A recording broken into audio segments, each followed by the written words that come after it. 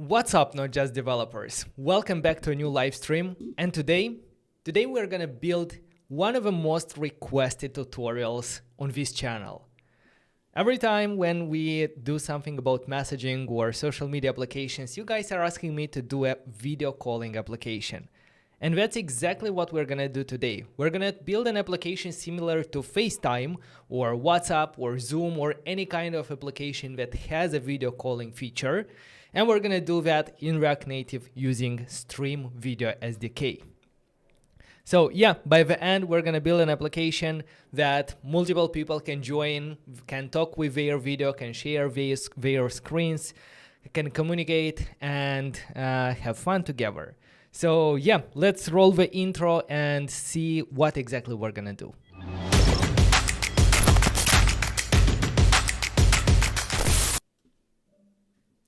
This video is actually brought to you by Stream.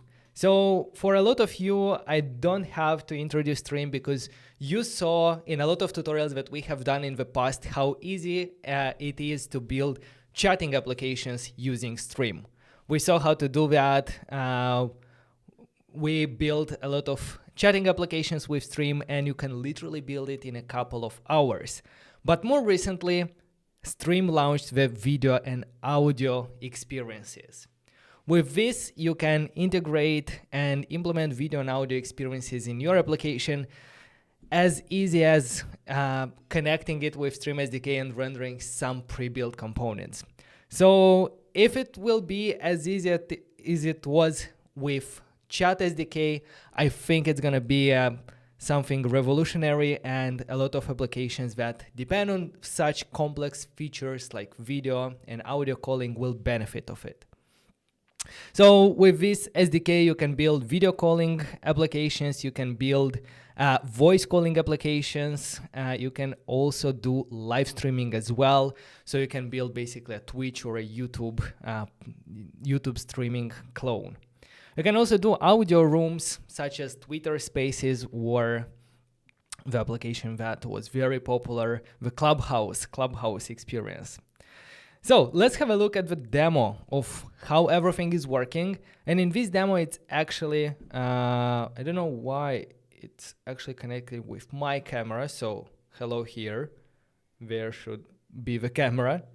And we can go ahead and join the call. From the video, we can choose a different video source.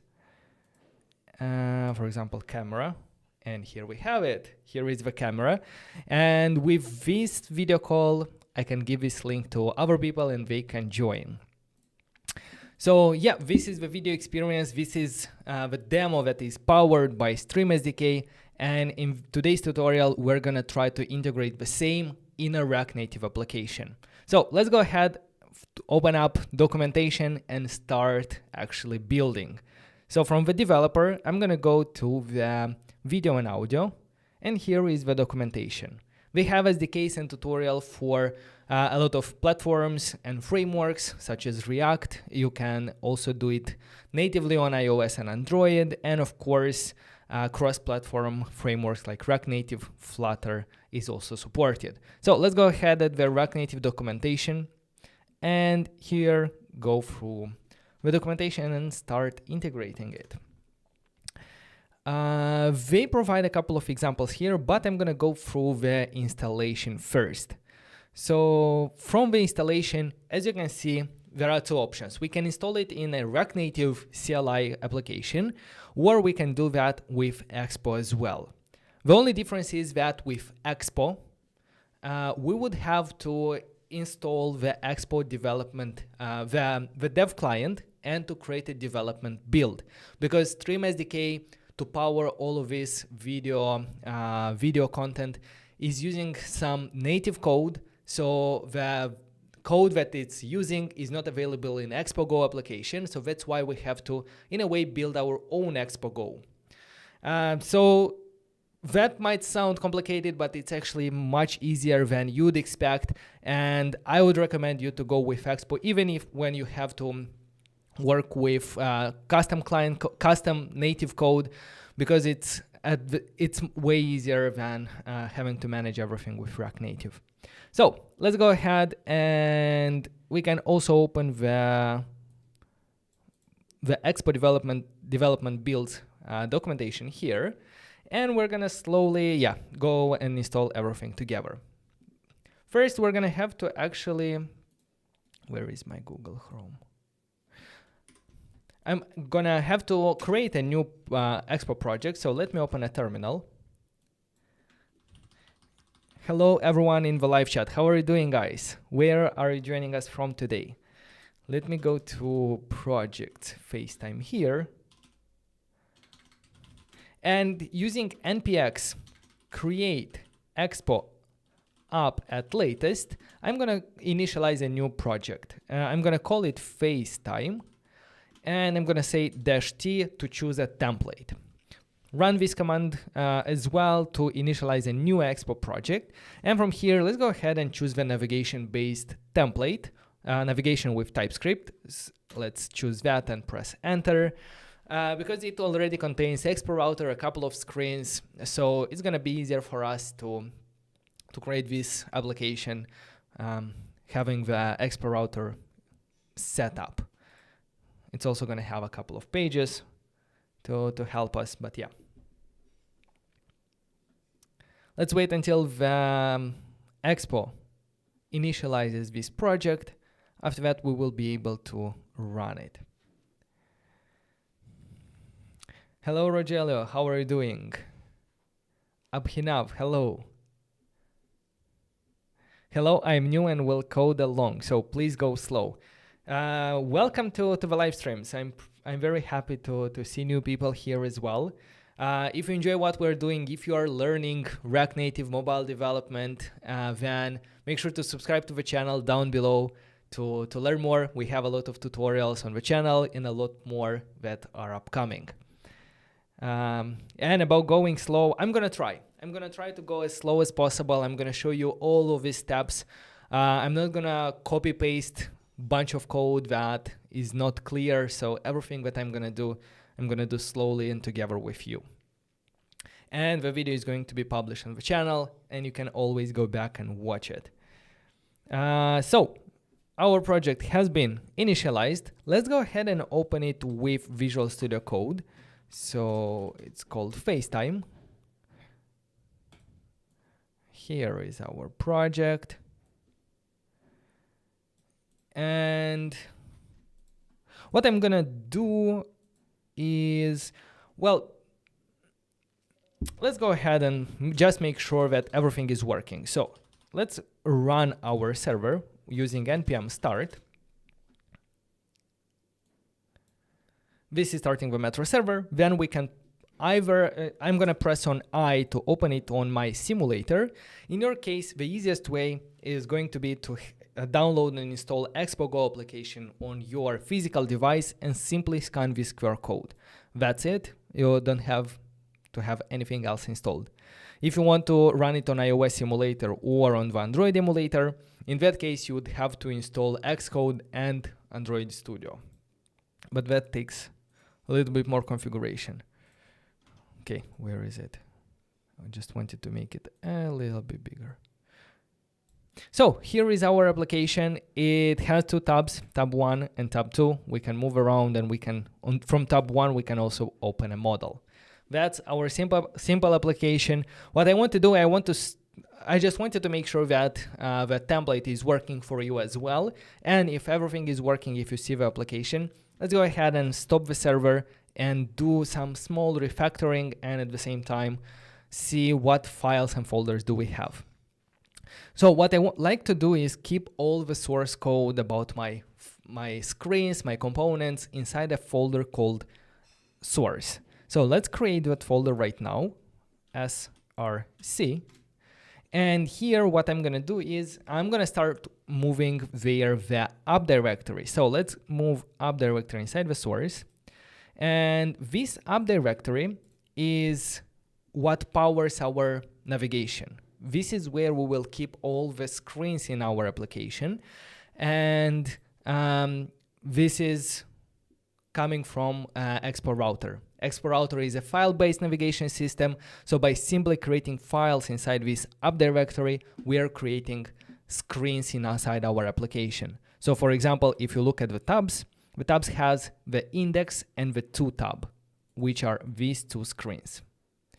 We're going to talk about that in a moment. Let's also move the components inside our source. Make sure you're dragging it on top of the source so that your application and components are both part of a source directory. Inside components directory, we usually keep reusable components that are the smaller building blocks in our application. And yeah, that's about the components. Let's also move the constants inside the source. Here, there are some colors from the default template. And I think that's it. Everything is here. If we're going to try to run the application right now, we're going to encounter an error. And it should be inside source application _ layout. Let's not focus too much on this file. I'm going to explain about them probably a bit later. But what we should change right now is where we import the font. Because we changed the location of this application, we need to add one more set of // in the front to go back one more directory. And after that is done, if I'm going to do npm start, now Expo router should pick up the app directory from here. And if I'm going to press I to run it on simulator, let's hope that everything is still working.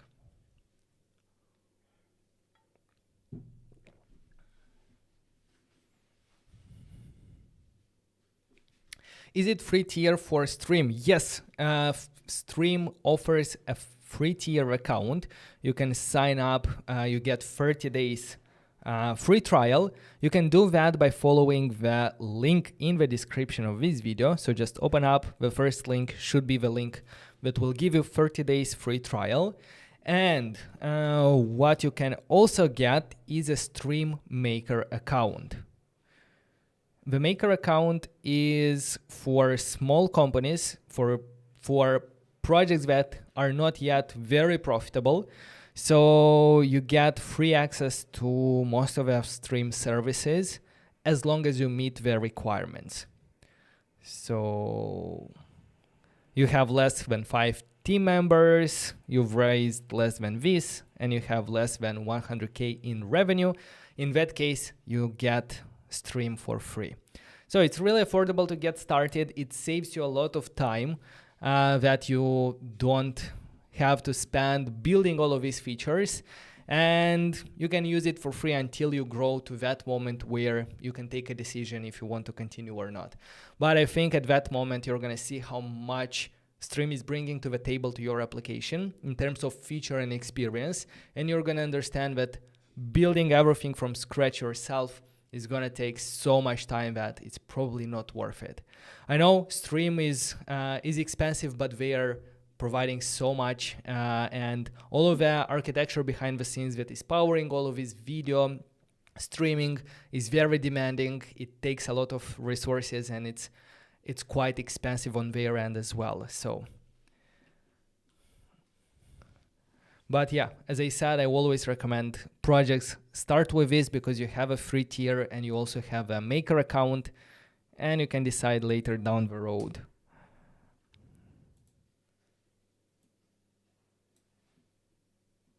I just got access for it. Nice. For the free tier or for the Maker account? All right, so I see the application is still working, which means that we can move to the next step.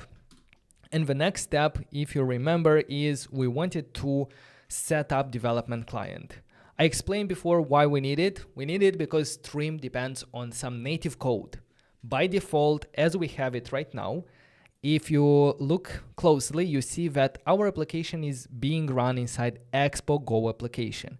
This Expo Go application contains a set of native code that most application needs, but it doesn't have all possible native code out there. For example, that Stream depends on. So what that means is that now we will not be able to use Stream inside Expo Go, but what we can do is create a development build, install the development client, and create our own version of Expo Go. So to do that, let's start by installing Expo Dev client inside our project, and I'm gonna stop the development server for now. And let's go ahead and run npx expo install Expo Dev client. Maker account. When did you apply? Did you apply just now when you received access? So dev client was added. The next step is to create our development build. The dev client is just a library that provides all the necessary things for this development build, and now we have to actually build it. There are two ways we can build and create a development client. One of them is using EAS service. EAS build allows you to build your application in cloud.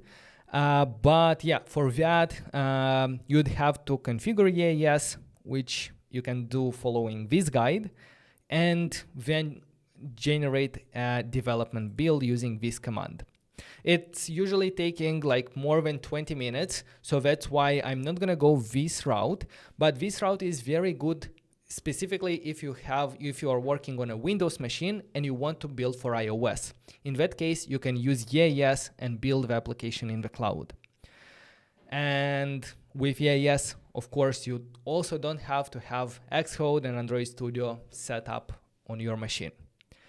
In my case, in order to do it a little bit faster, and because I already have Xcode set up locally, I'm gonna go and click on this link to create a build locally.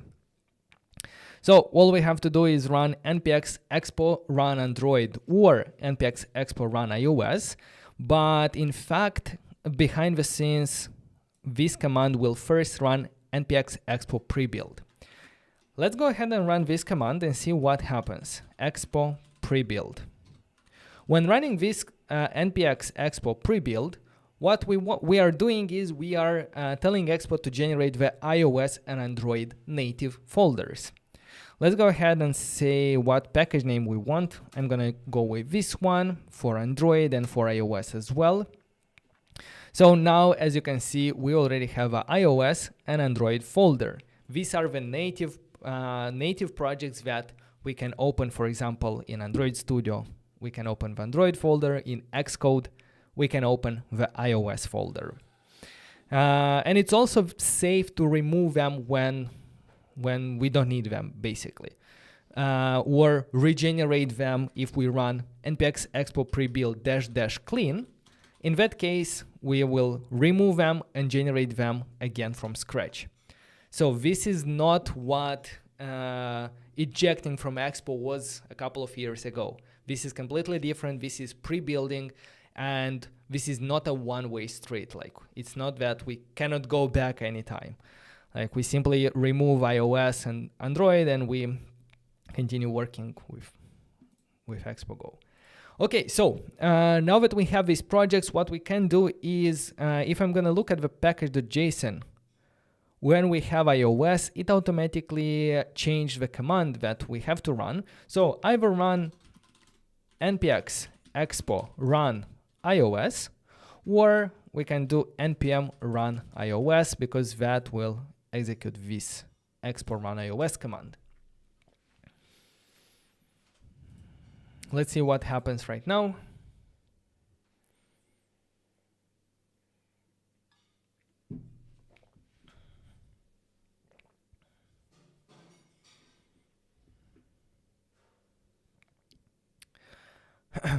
Now, yes, our native project is being built and then installed on our simulator.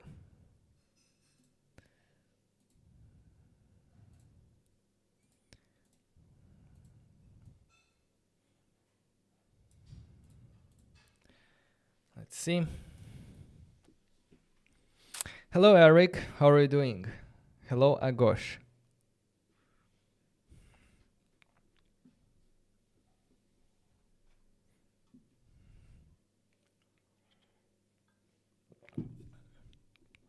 By the way, anyone saw what bottle I'm using always for drinking, for staying hydrated? It's the Stream bottle.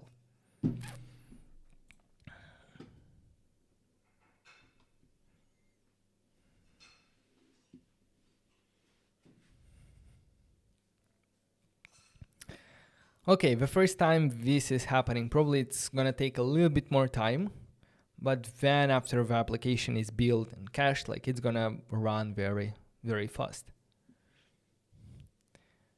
Inamul, hello. Oleksiy, hello. Lavrenian, I think you are from my part of the world, from Eastern Europe, right?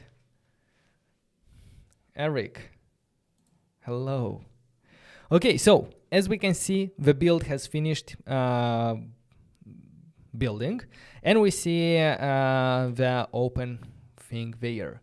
So now if I press OK, our application is going to start.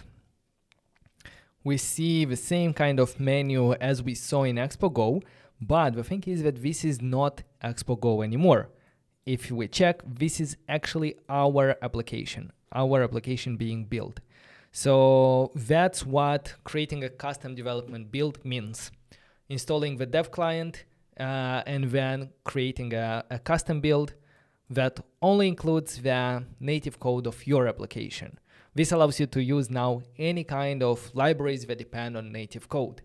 And why we needed that? We needed that in order to use Stream Video SDK. So let me go ahead and do git add, git commit, dev build, and move back to our documentation from Stream. So in the installation, in the Expo, we have Expo project, we have a development build. Now it's time to start install the video SDK. So let's go ahead and copy all of these commands for installing the libraries that we're gonna need. And let's go in our project and paste all of these commands. Why it didn't copy all of them? Let's try it like this. No, it didn't copy still. So probably I'm gonna have to actually select and copy, paste all of them, and then do enter.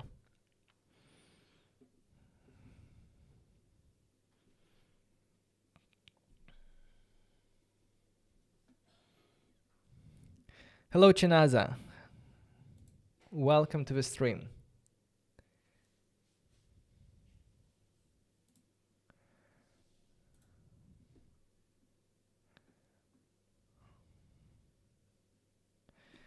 Okay.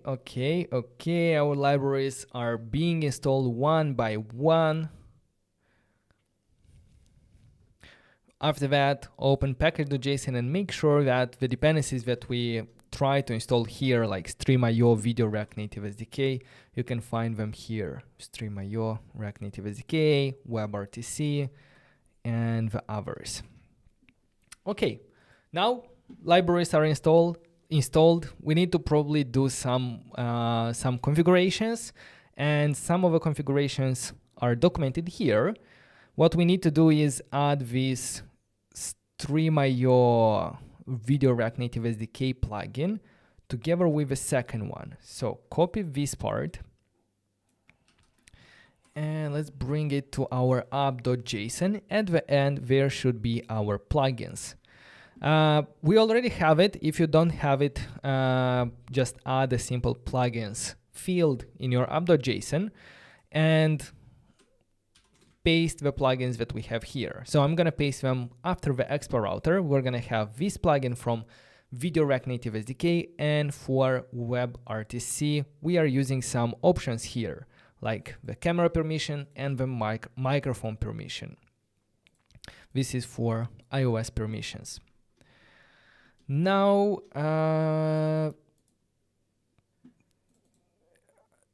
when it comes to Android permissions, they should be requested manually from the code of our application. So what we have to do is copy this use effect that asks for Android permission for push notifications and Bluetooth connection. And where we will ask that, we will do that inside source, application, and underscore layout. The underscore layout is basically the entry point of our application. This is the layout that wraps around all our screens and components in the application. So this is where we declare some general providers. So what I'm gonna do is here in the root layout, after we have these two use effects, I'm gonna add one more after it. Don't do it after the if statement, do it before, because use effects should be rendered always. And we need to import this platform from React Native and permissions Android from React Native. In the documentation, you see this import here. So that's about permissions on Android, and we are done. We are done, but that means that we installed and configured everything. Let's go ahead and test it. To do that, I'm gonna go back to our server, I'm gonna stop it, and I want to rebuild our project. So what I'm gonna do is I'm going to run Expo pre-build using --clean in order to first delete our iOS and Android and then install it from scratch. You don't have to do this every time to pre-build it from scratch. I'm doing it just to make sure that all the libraries that we installed will be installed on the native side. We have access, so just for safety and not having to do it a couple of times.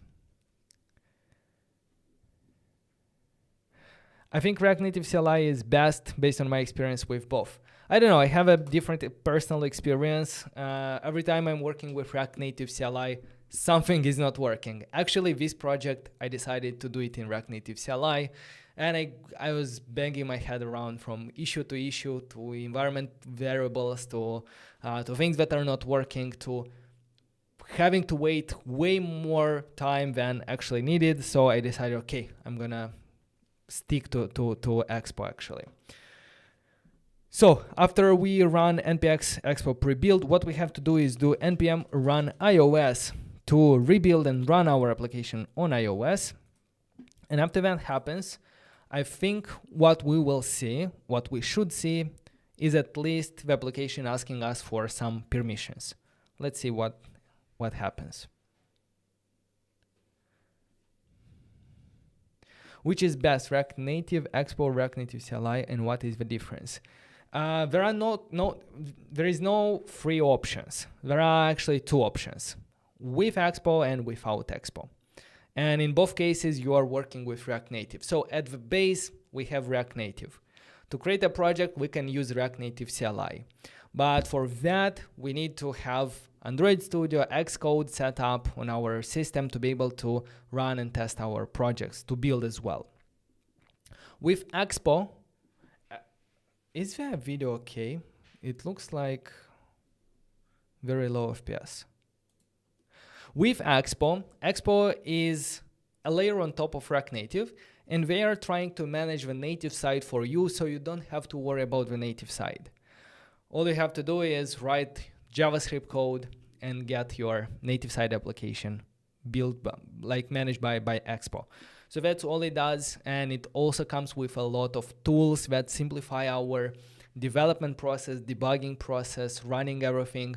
Even like this Expo Go application allows you to get up and running like in a couple of minutes with React Native. You don't have to set up anything. You just download Expo Go from market on your phone.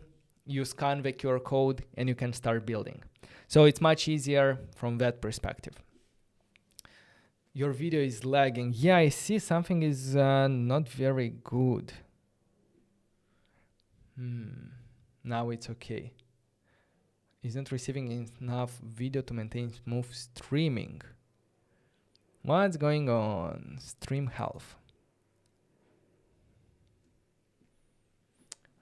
Let me do what? Close some of the applications. Maybe it will help.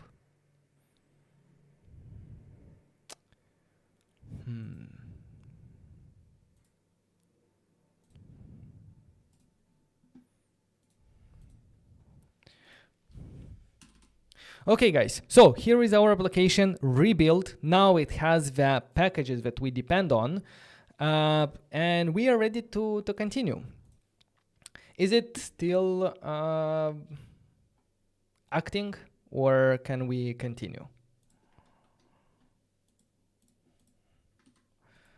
Let me go ahead and do git add, git commit -m, install and set up stream video. Okay, perfect. Now we are ready with the installation. Let's go ahead to quick start.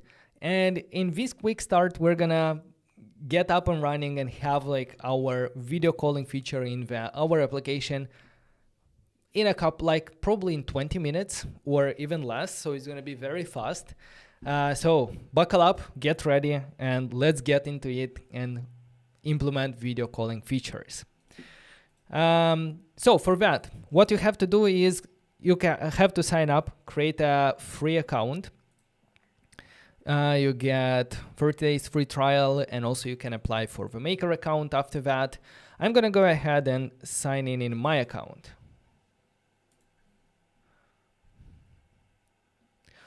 When you're there, you will see probably you'll not have any application. It's gonna be different, but you will see a create application form. So let's give this application Facetime a name. Let's choose a location closer to us or closer to your end users. I'm gonna go with US, and let's choose that development environment. This will allow us to do some more risky authentication. Let's say, let's press create application. Up with this name already exists. I'm gonna go with not just Facetime. Perfect. So here is our application, and I think it's ready for us to go ahead and start working, and then we're gonna come back to get some of our access keys. Let's go back in our quick start guide from stream documentation, and the first step is to set up the client, the stream video client. So here are some examples of code that we have to do. But let's first think about where we're going to test this out. What I'm recommending is there is this app model screen, which is triggered by pressing on this button. It opens the model. Here is the model. Let's go ahead and try to set up the calling here in this model. And for that, inside the model screen, let me go ahead and remove some of this text and views. I will let only the view with a status bar maybe. I'm gonna clean up a bit. Don't think I even need this view, but okay.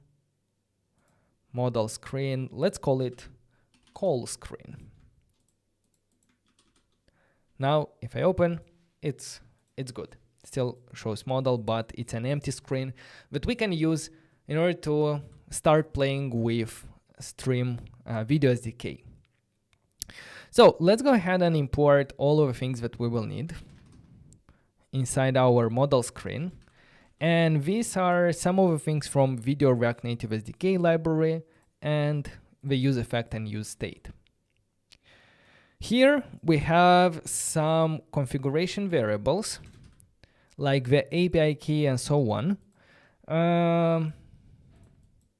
Let's go ahead and fill in all the details right now and then move on, because yeah, as you can imagine, we have to provide here our API key, the user ID, and so on.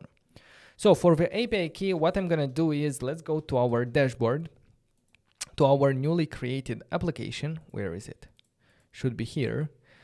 And for the API key, let's go to the video overview. And here, app access keys. Let's go ahead and copy our key. I'm gonna put it here. For the user ID, here just provide any kind of user ID. For example, in my case, I'm gonna say Vadim. For the token, this is important. I'm going to explain later how the authentication works and how you can connect stream users with users from your application. But for now, what I'm going to do is I'm going to go back to the documentation and go to the core concepts here in the client and authentication. In this documentation, you will find is this note for the token generator. This is a small tool that allows us to generate tokens before we have our server ready and integrated. So what we should do here is provide our secret here. We take the secret, if we go back to our dashboard and where we took the key. So basically, your application, your application, then video and audio overview. And here under the app access keys, let's go ahead and press on the secret, click to reveal, copy secret, come back to our JWT generator, paste your secret here, and the user ID in the second field. The user ID that you provided here in your application. In my case, that's Vadim. So let's use that one. And it automatically generates for us a token. A token that identifies the user with this ID. And this is how to securely connect to Stream. I mean, it's not yet very secure because we are hard coding it here. Later on, we're going to see how we can generate these tokens on our backend securely. But now that's good. And for the call ID, we can do here test 1, 2, 3. The user, we're not going to change anything. It's going to take this user ID. And yeah, with the data, we are ready. Let's go back to our documentation, to the quick start, and see the example. So inside the application, what it does is first it creates the client. So let's copy this code from here. The first step in the call screen, it creates a stream video client by passing there the API key that we provided, the user and the token. Now having this client, we can create a call. So the second line of code is going to be creating a call. When we create a call using the client.call, we provide here two things. The first one is the type of the call, and there are 4 types by default. The default, live stream, here are the call types, we can check that. There are default, audio room, live stream, and development. And the type of a call is just a pre-built configuration for that call, whether cameras are available or not, who is able to join, and so on. The second parameter is the call ID that we added here. Now, what's left to do is when this call is created, we have to join the call. So in a use effect, when the call changes, we call the call.join, and by passing here the option create true, it will check if this call ID with this ID already exists, it will join. If it doesn't exist, it will create it. Now, nothing will change. If we go to the model, maybe we're gonna receive some errors, but that's expected at this moment. But what I will see is the application requesting access to camera. So let's press OK. And for the microphone as well, OK. All right, we don't see anything yet, but that's because we haven't rendered something on the screen yet. So here is where we will do it. The first thing that we need to render is the client provider. We created the client here, but we need to let other components or other screens in our application be able to use the same client. Using the stream video client component imported from this video rack native, we can provide our client that we just created. Now, everything inside this one will have access to the same client. What can we render there? Well, first of all, if we have a video call, we can render a, how is it called? Video call? Stream call. So let's render our stream call using the call that we just joined, call. Now everything inside the call will have access to the call. What we can do is we can render call content, which is a component also imported from this. Where is call content? Yes, from React Native Video SDK.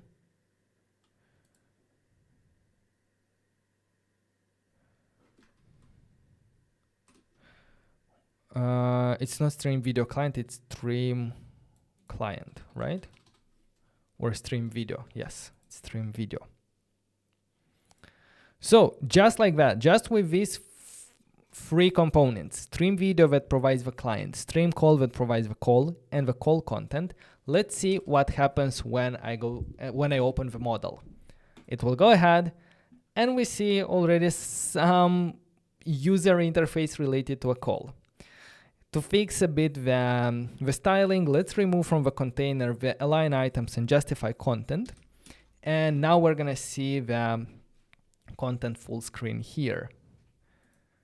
And another thing that I want to do is go into our application layout, and where I see model, let's remove this presentation model because I actually don't want it to be in a model. So now it should be as a separate screen. Perfect. So something is working. Something is actually working. What I will do is, the problem is that the iOS simulator doesn't have a camera and microphone. On Android simulator, I think they are emulating the camera. But what I'm gonna do is I'm gonna actually run this application on my physical device so that we can see the camera, we can interact with microphone and so on. Because with everything that we have done so far, we should have already the possibility to have a video call with someone.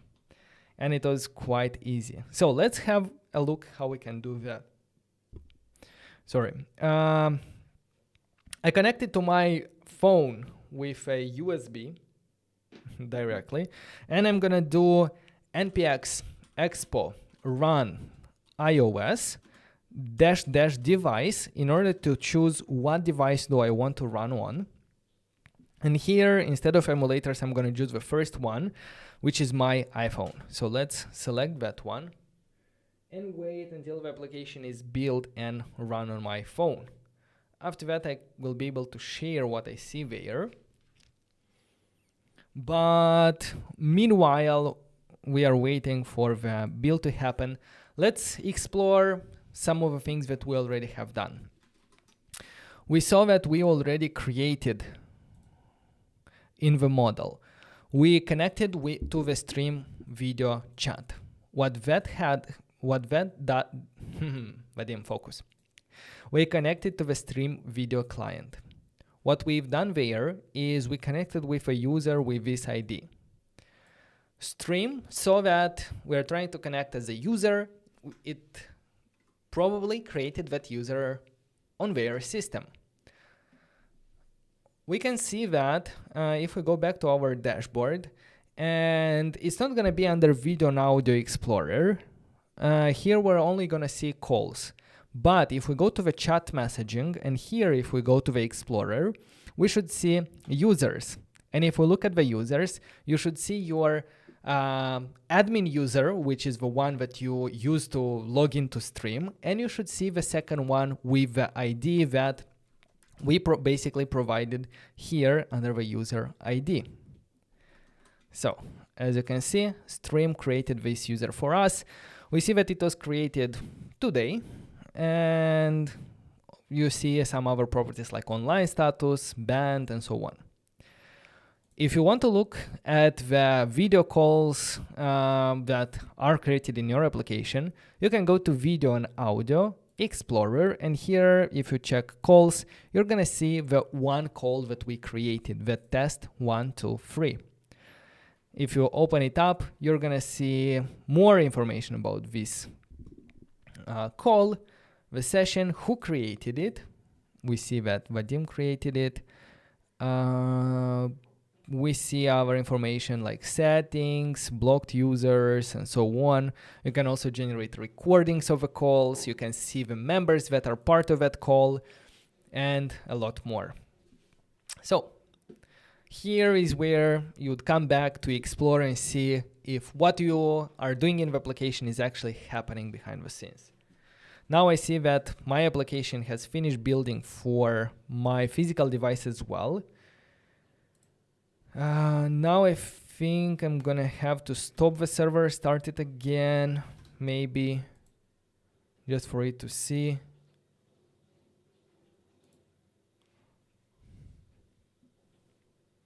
Come on, come on.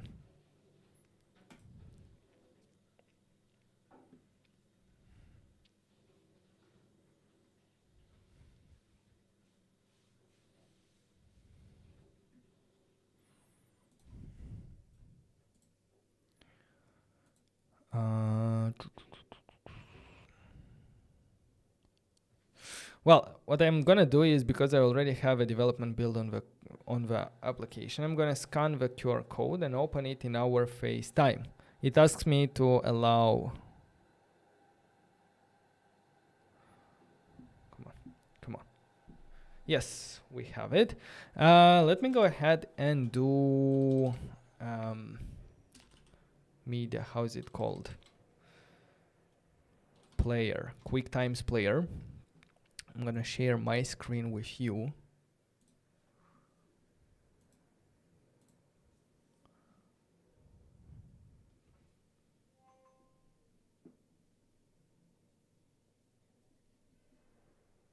Here is my phone. Wait a sec.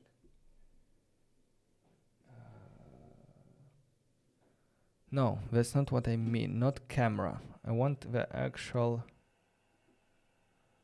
screen.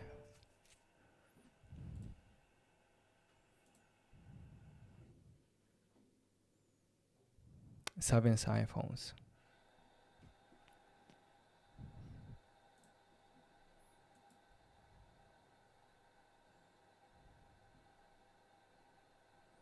And where is it? Why it doesn't show? Let's try again. Give me just 1 second.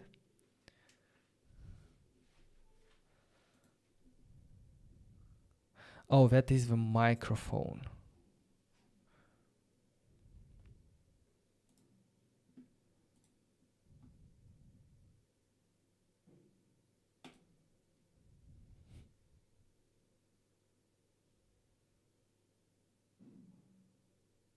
Why it doesn't show anything? Why it's black?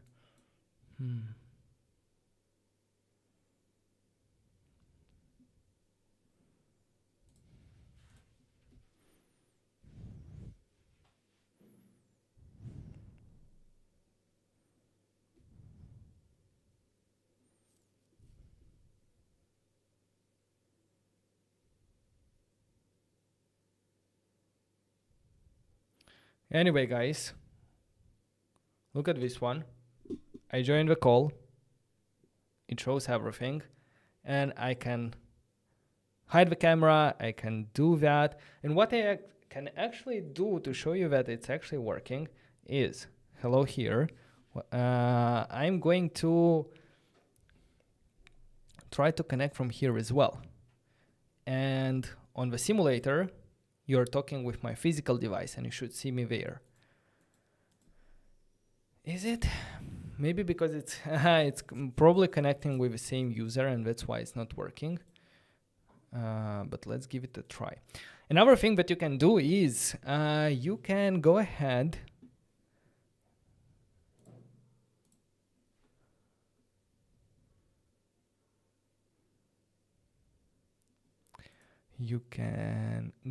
from the dashboard, from where? Let's go here. Overview. Go to the video and audio, and you can create a call from the browser. This will create the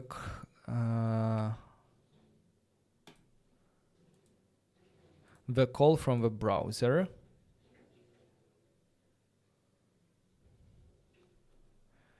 And what I can do with this phone from the browser, why it's not showing me, is I can take the call ID and I can join it from our application by providing here call ID with that one. Now from my device, I'm gonna try to join it. In the browser, we see that I've joined. I'm gonna mute myself. And I'm gonna do that. So guys, I don't know how to show you everything, but on the browser, we see myself from the physical device. On the physical device, we see myself from the browser. Oh my God. It's a nightmare to display how everything is working. But I hope you understand that it's actually connecting. And we can actually join the call and talk with each other.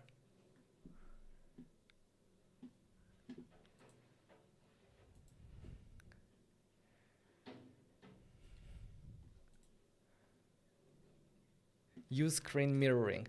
Actually, like how I usually do that is through this player, but now it's not working for some reason. And it happened to me. Oh no, now it's working. So look what I can do. Probably go here.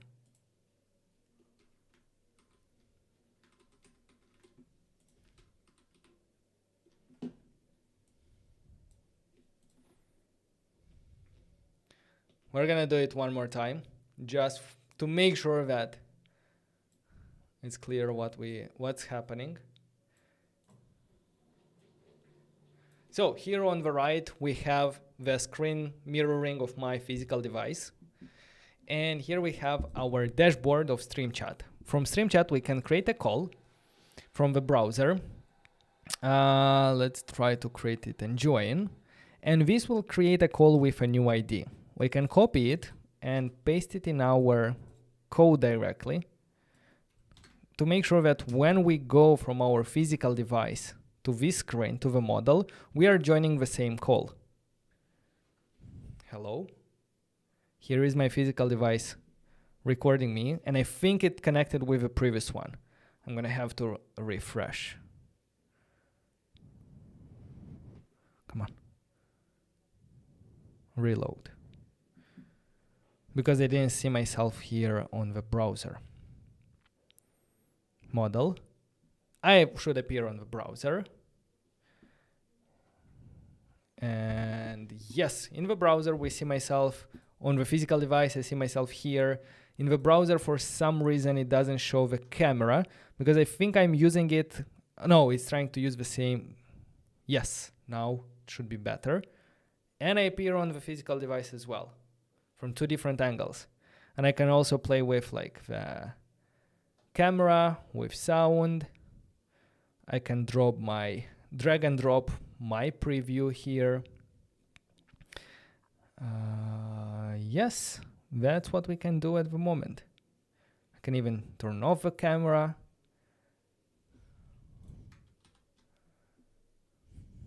Perfect. We have a working possibility to join video calls with Stream, and you saw how easy it was. Now, I don't say that this is everything, because we will continue working to make sure that this demo is getting as close as possible to a real scenario, like a real application, where you most probably have a backend, you connect your users with this one, you want to see available calls, you don't want to hard code the call ID here, maybe you allow people to create links, share them, and so on. So yeah, so far this was a simple demo of how simple it is to use Stream SDK to have a working video calling application. All we had to do is create a client using Stream Video Client, render that client in our application tree, then create a call and join it, render the call in our tree, and then render the call content. That's everything it happens, and that's what I like about Stream, because it's not only giving you the infrastructure and the backend that you need, but it also gives you the UI components, and it makes it so much easier to integrate.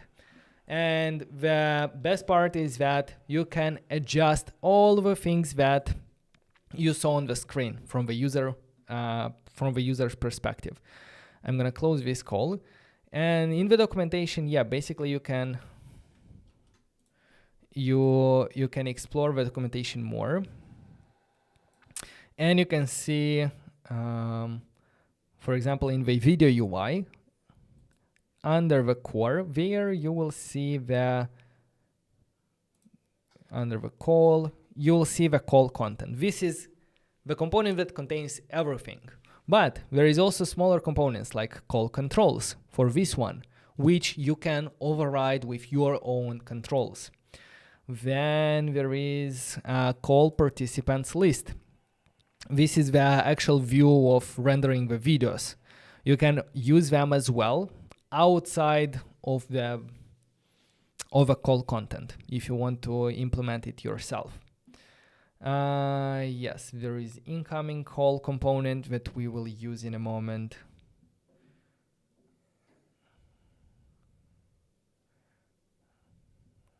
Lobby, outgoing call, like this. So yeah, all of this implemented automatically by default for us.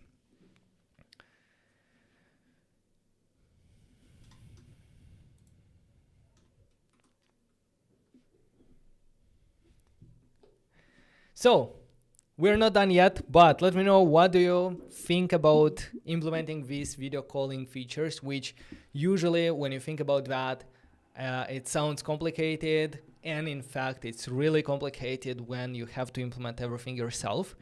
But yeah, with Stream, I think that's very doable. Let me look through some of the comments, and then we can continue.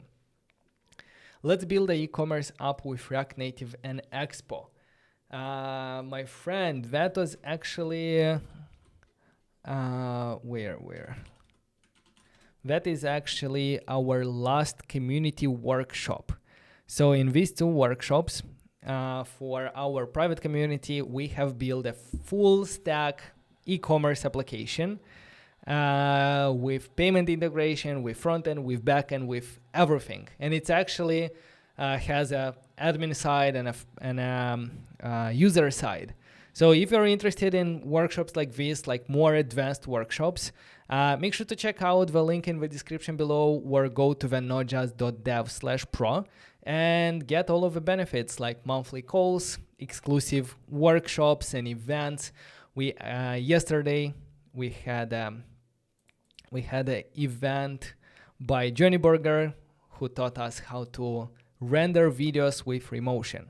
And it was such an interesting project. I'm not sure if you saw it on my Twitter, but in just 1 hour, Johnny built such an amazing application. Come on, where is it? Should be somewhere here.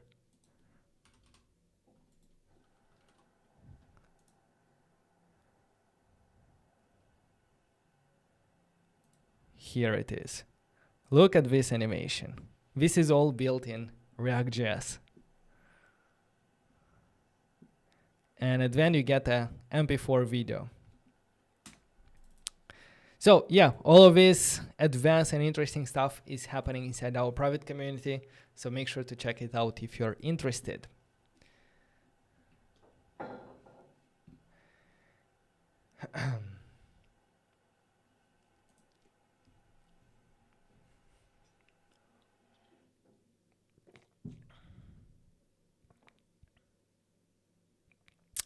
All right, so shall we continue? I'm gonna go ahead and commit what we currently have. We are 1 hour in, but the video integration is already done. That's amazing.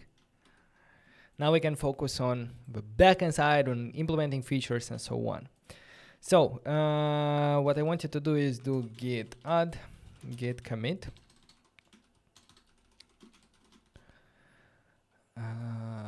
Quick start stream video calls.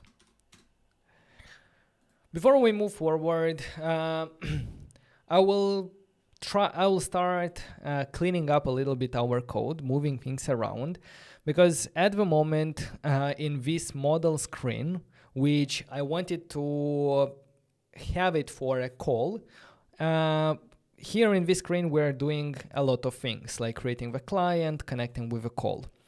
I think that connecting with a client should not be here. So for that reason, let's go ahead and create in our source folder a new folder called lib, where we will store the stream.ts file. And in this file, we can go ahead and generate the stream video client. So for that, I'm going to copy all of these. Yeah, let's copy all of this from here, move to our stream client here, and I'm gonna also copy the new stream video client where we created const client equal to this one. Let's make sure to import stream video client from video React Native SDK, the user as well from there, and that's it. Now we can export the client from this file and use it in other parts of application. For example, in the model, you know what? The call ID is something that shouldn't be in the stream.tsx, but in the model. So let's move it back here. Well, we had it actually. So from all of the variables, we only need the call ID. Now, we don't have a client here, but we can import it. We can import client from lib stream, from the file where we create the client. And actually, where do we want to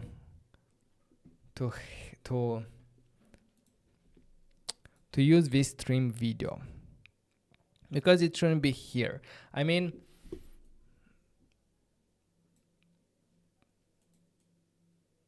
yeah, if this is the call screen, the stream video is the client itself, and it should be wrapped around most of our application. So for that reason, I'm gonna go into app_layout, and here let's go ahead and import the stream video and also the client. So import client from the library stream. Now, in our root layout navigation, before the theme provider, we can provide the stream video using the client that we imported from our library that we generated it. Now that means that all the screens, including tabs and the model, they will have access to the client. So that means that if I go back to the model, I don't need the stream video anymore here. This stream video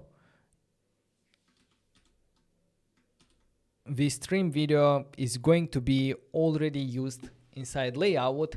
So every other screen in our application will have access to the client. So to get access to that specific client, we're not going to import it here in the model, but we're going to take it using const client equal use stream video client. And here it's also possible undefined. So let's do question mark for the call as well, question mark. And here I'm gonna add an if statement. If there is no call, let's return text call not found. And the text should be imported from React Native. Perfect. So now we don't need the stream video client, and the user here.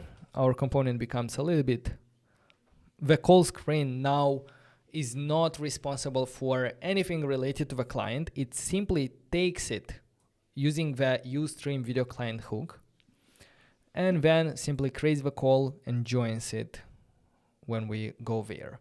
So let me go ahead and do we have it running anywhere? I'm gonna close most of our terminals. And let's do npm run, npm start. And from here, I'm gonna probably go with the emulator. Let's do I. Where is Lucas? We need him. Yes, we need him. Lucas said that before we get to 100,000 subscribers, he's not gonna join. So if you want Lucas to join, back us and do tutorials, make sure to write down Lucas, join us. And while you're there, make sure to subscribe to our channel. We have a goal for this quarter, and until the end of the year, we really want to reach 100,000 subscribers and get the silver button. We are at 83 right now, which is 5% of our goal. Still a lot of work to do, but I'm pretty sure it's possible if all of you watching these videos would go ahead and subscribe to the channel. 99% of people watching are not subscribed, and if you can take a couple of seconds, that would mean a lot to us. So there is only 2 months left, and from 5% we should get to 100. So please, if you can help us, I'd really appreciate it. Now back to our build. Let's go ahead to the model screen and see if it still works. I think it still joins the call. I think everything is okay. I can go back. Okay, perfect. Perfect. So with this, what do we have here?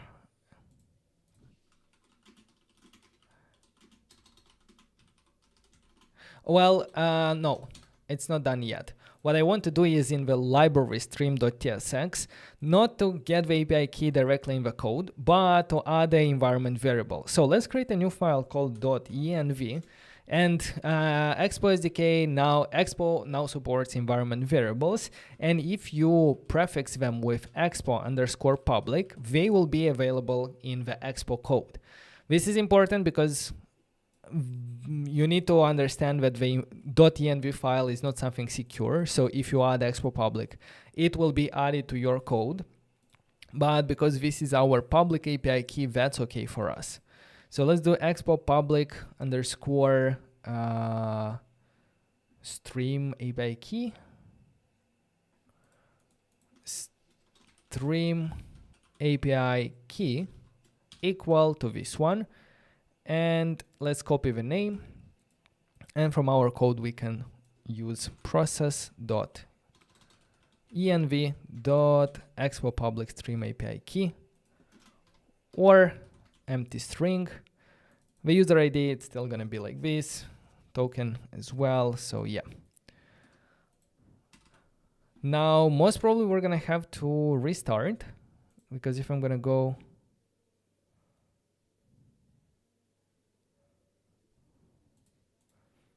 not sure if it actually works, but after restarting, the environment variables will be added to your project and it should work.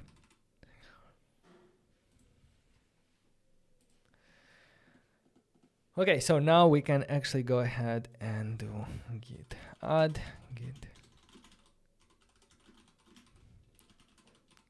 refactor stream video client.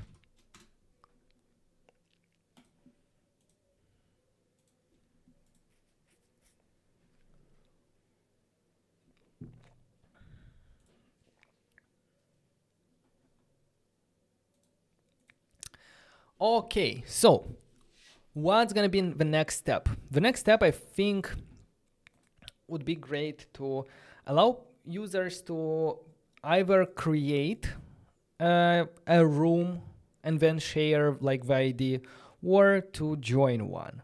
So yeah, in Facetime we have 2 buttons at the top there. So what I'm gonna do is, not sure what to do with these tabs in general. I don't think we actually need any tabs in this application. So you know what? Let me create a new folder here called app. And here is where I will keep some of the screens from our application, such as the app index is going to be our home screen. Let's call it home screen. It should be TSX, home screen. And how do we make sure that we render it? Well, what we can do is probably delete the tabs altogether.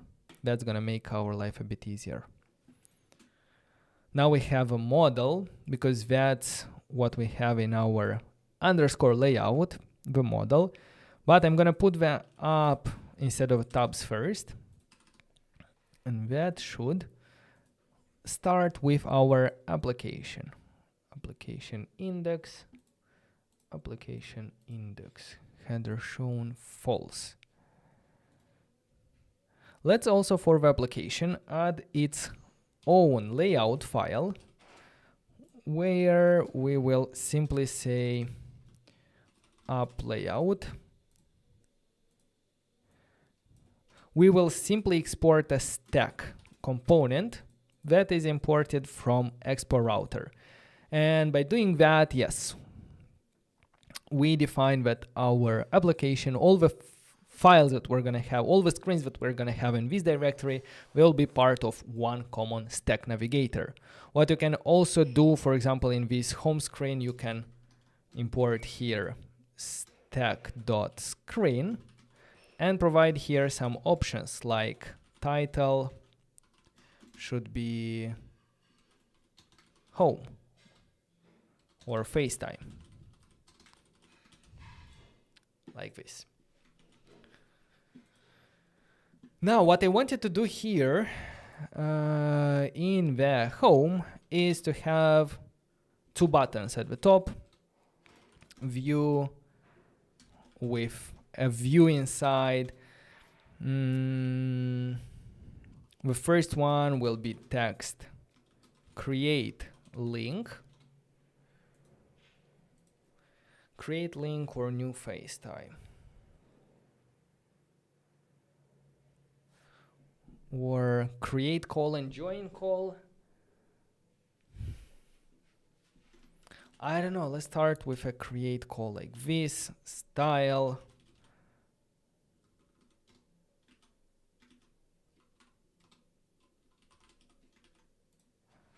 Styles dot button.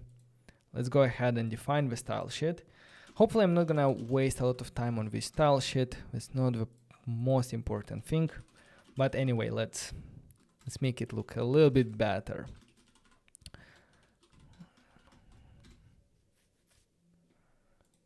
Style sheet dot create here, here style sheet dot create.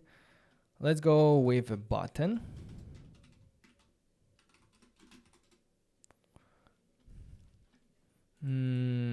Let's also give it a container that will have a style for the whole screen.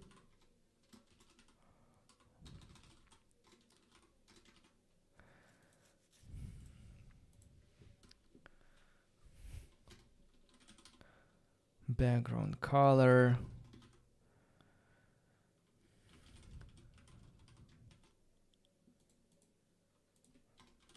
I'm gonna add some spacing.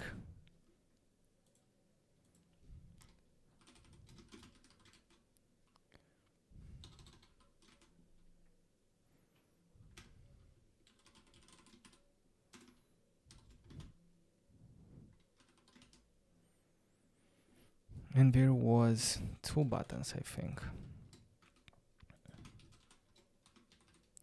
I can go here with flex direction row, create call or join call. And justify content.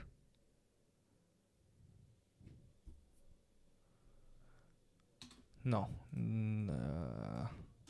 align items stretch. No.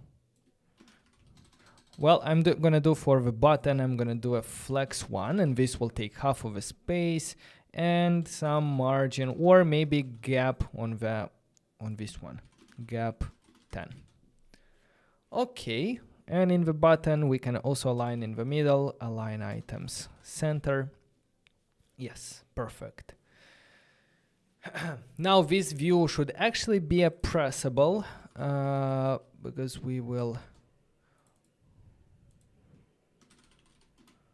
because we need to handle press events, and this one as well.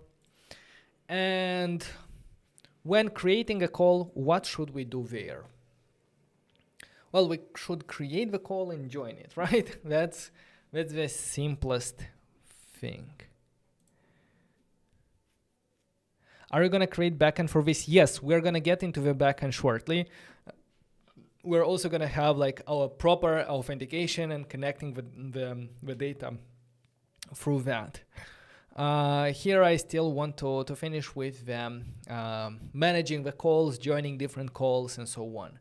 So when creating the call, what we should do is something that we have in the model here.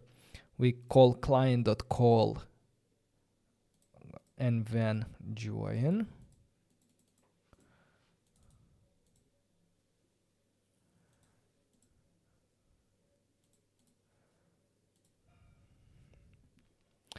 But for the call ID, what do we do? Do we generate some...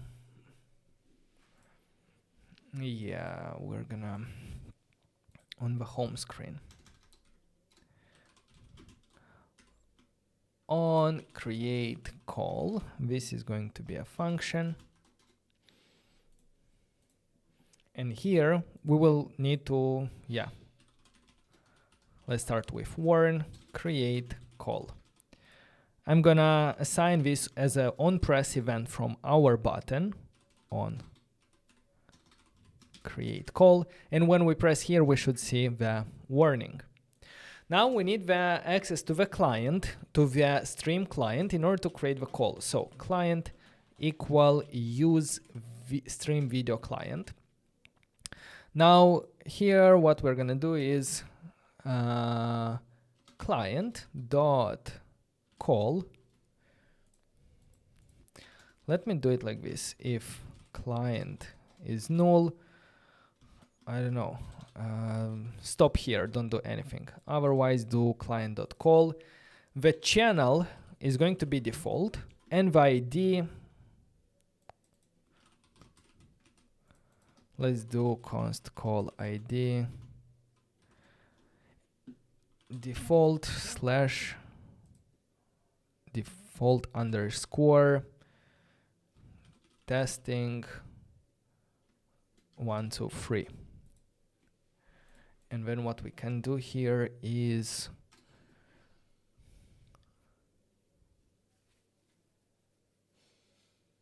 let's just create it. So now if I'm gonna check in the dashboard, I want to see if we will be able to create them dynamically.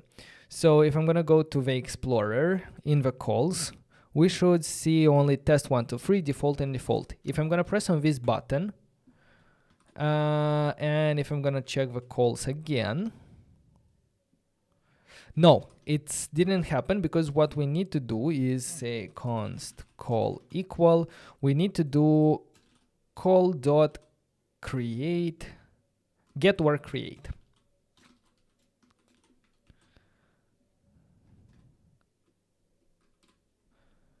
So now if I'm gonna press create call, we should see it created.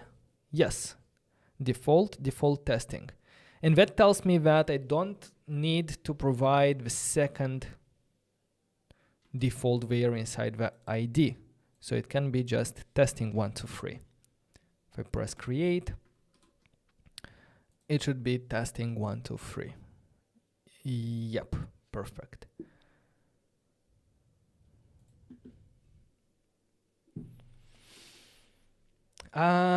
what do we do with this ID? Do we generate a small string and use that as a keyword to be able to join our calls? Let's see. JavaScript generate a random string, like a short, like a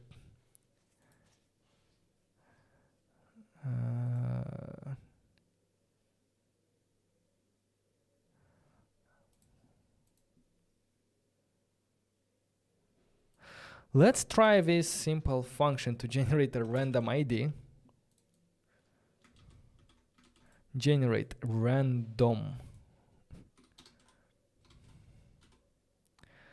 I'm gonna actually remove those things, only leaving the numbers and letters. Okay, so this is a number, and from var I can move to const, and here let. Not very important, but yeah. Now I can generate a random string for the call ID of the length 5. Let's do 5 for now. Now if I'm gonna do create call and check our dashboard, we have this 8QAEE. Perfect. Now we want to join that call, right? We created it, we want to join and let others join as well using this ID.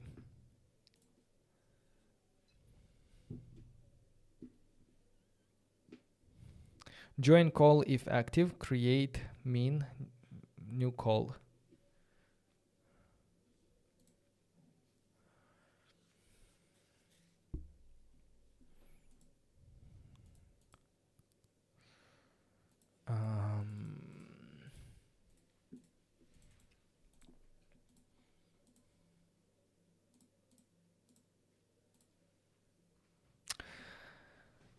So from this screen, we want to actually join the call, the call screen.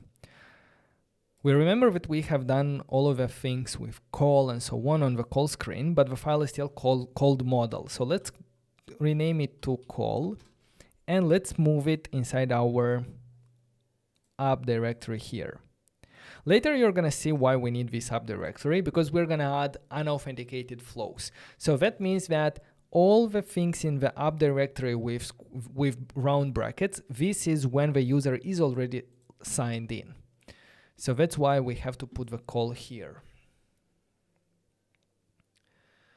But I'm not actually going to join it. I'm not gonna create a new one. Let's just simply go to this screen and think how we can join the call that we created on a different screen. So what I'm gonna do here is, after creating the call, I will do router.push and /call. Router.push. We need a router from Expo router. So if we do that, we should get on the call screen. I'm not sure why it's still rendering something here, because I can do if there is no call.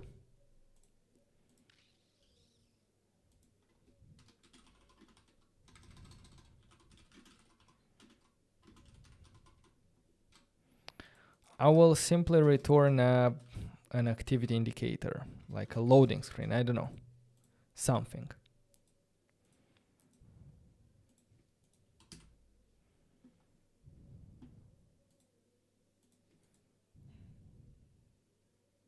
What's happening there?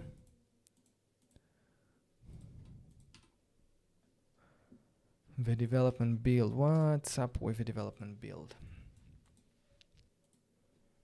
Let's run.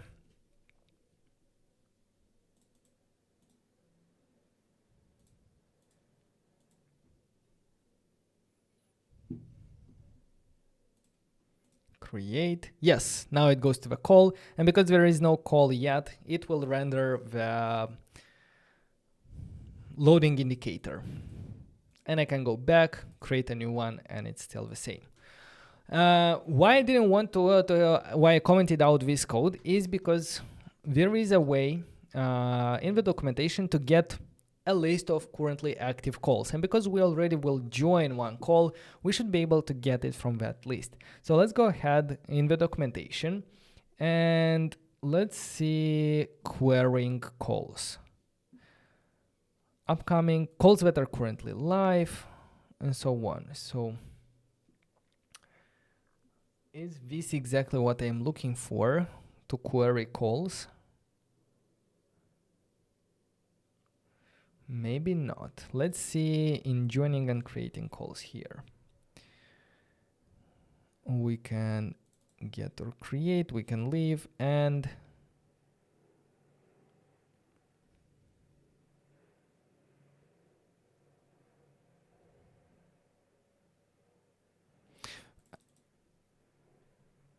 is to use the use calls hook. Yes, the easiest way to watch for incoming and outgoing call is to use the use calls hook.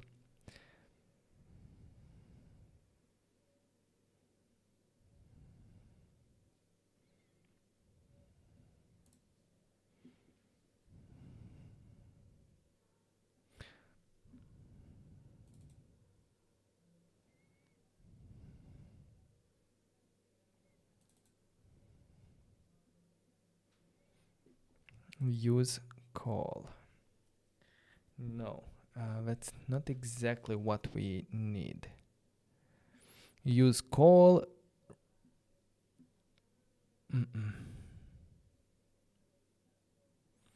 That's when you already know the call, but I need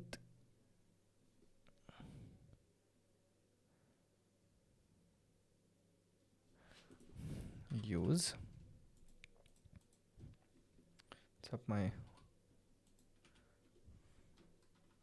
my keyboard is not working.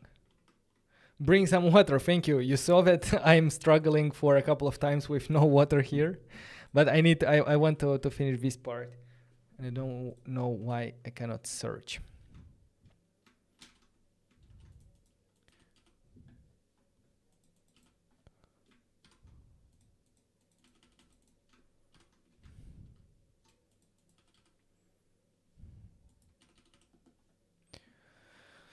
Where is the use calls that we are use calls hook? Let's just try and see what is happening, because I cannot find it right away. Let's go ahead here and import the use calls hook from video React Native SDK. And because we have TypeScript, it will tell us.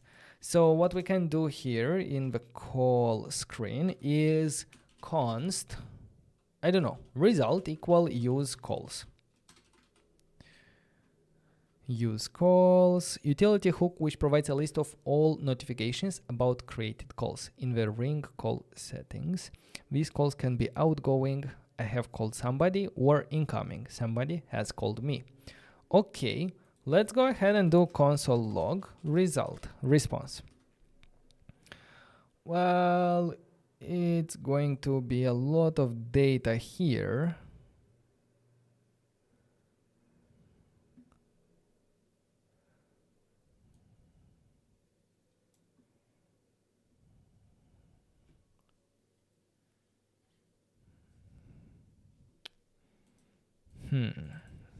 So these are calls. Now the call that we want to render, let's take as the, I don't know, calls at position 0. Calls at position 0. So if I'm gonna do that,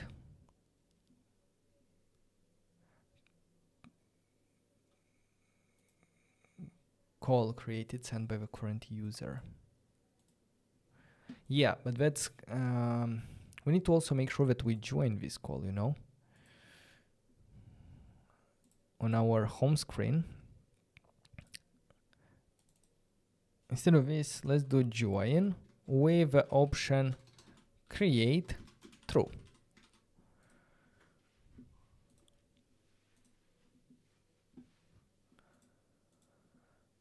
Now what we can do is display the ID somewhere on the screen just to make sure that it's the one that we just created, right? Take a small break. Thank you. I'm gonna take some water and come back, and then we can continue. So stay tuned. Thank you very much.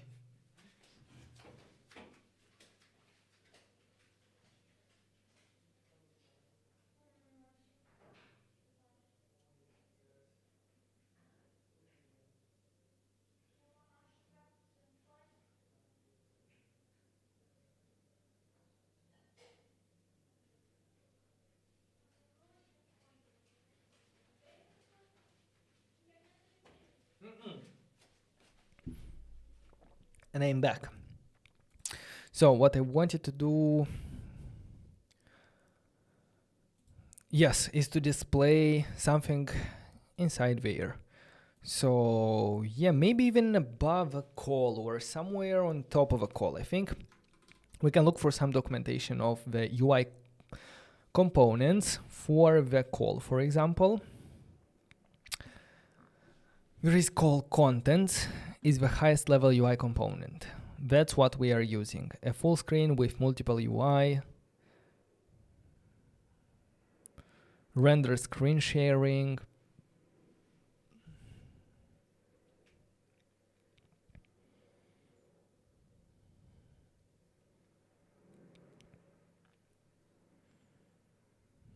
call top view. Call top view is this part. So what we can do here, call top view. If I give here call top view equal to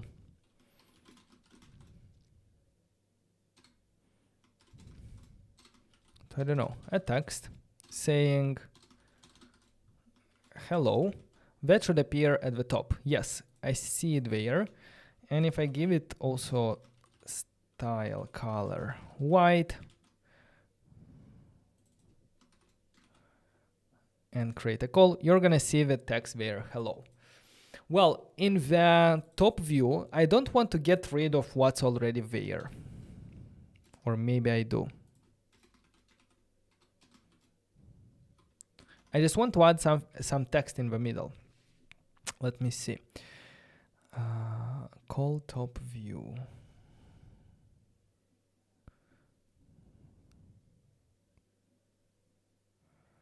Title to be rendered in the center of a header. Can I do in general title here? No, I cannot do, but I can render the call top view component and give it a title there.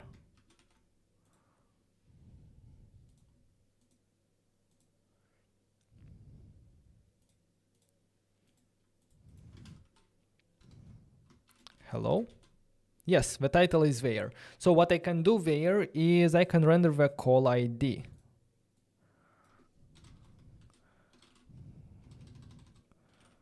Call.id. Okay, and we see it. I can do ID. ID equal to this one. So the ID of a call is here at the top. It ends with IP. If I'm gonna create a new one, it's a newly created one, and I think it actually works. Can I don't know, delete them somehow? And call.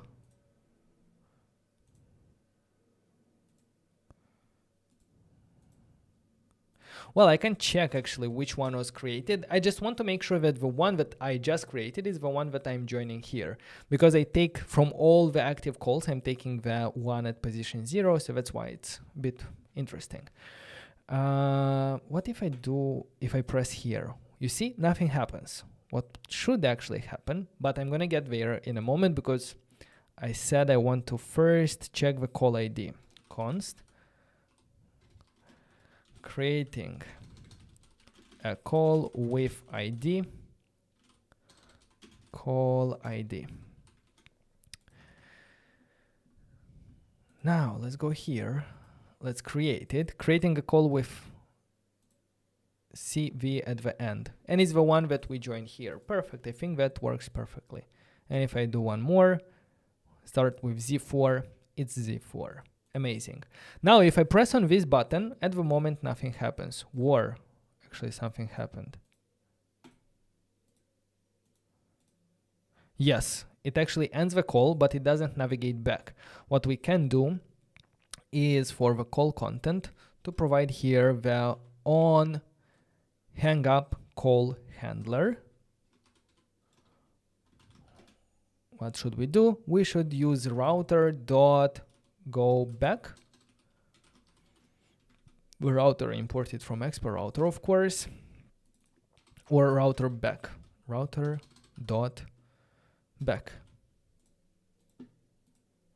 If I create a call, it joins. If I end it, it navigates back. Perfect. Now it works as we expect. The next step is to allow people to join a call. In that case, when joining a call, you just need to know the ID of a call. So someone creates a call and will send you this ID. And you'll be able to join the same call. This would be the easiest way to allow multiple calls to be created dynamically and so on. So what I want to do is from the home screen, when we have join call, what do we need there? We need an input where the person will type them. Which one do you like more, Flutter or React Native? React Native. Is this Flutter or React Native? This is React Native. So creating a call works. Now, as I said, I need to allow people to join a call, right?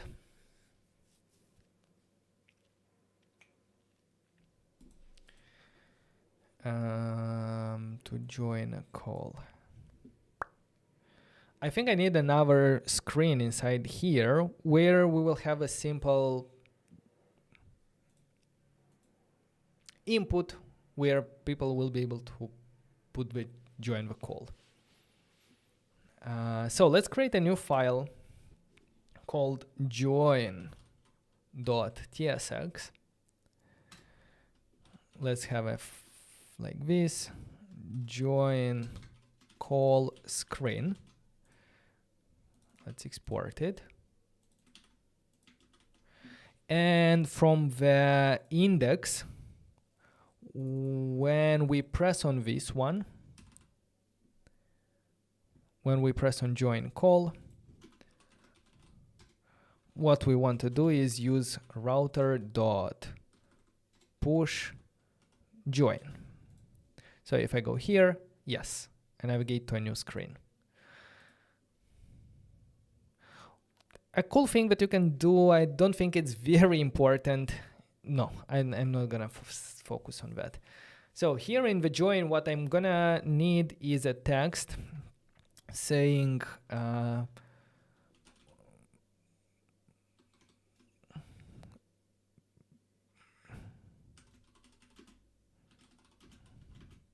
join call by ID, and then we're gonna have a text input that shouldn't be imported from React Native, not from gesture handler. And this text input will have a placeholder saying call ID. It's already there. Now it's time to add some styles. Style sheet. And actually after the text input, we're gonna have a simple button from React Native with a title join and the on press on join, which is going to be a function we're going to define in a moment. Yeah, as I said, let's go ahead and define the style sheet.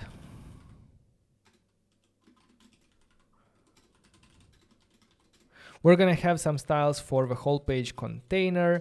We're going to have some styles for the title and some styles for the button. for the input. Let's assign them. For example, to the first view is gonna have a styles.container.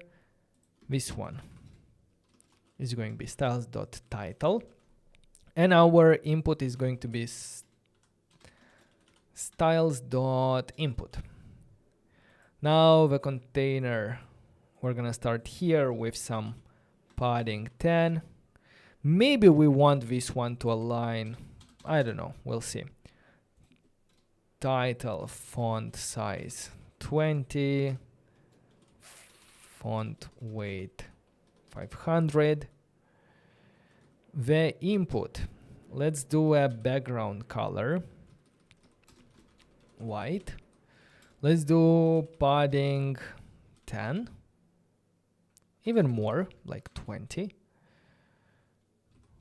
Margin 20. Margin vertical 20.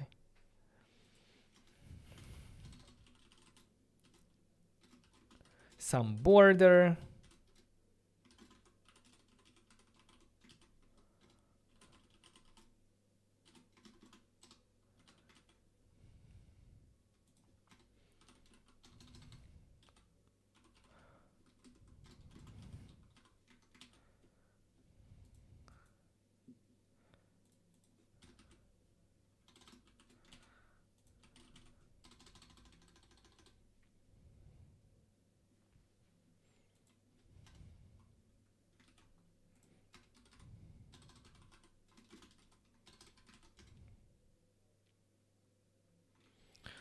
I'm gonna leave it like this. Maybe the title.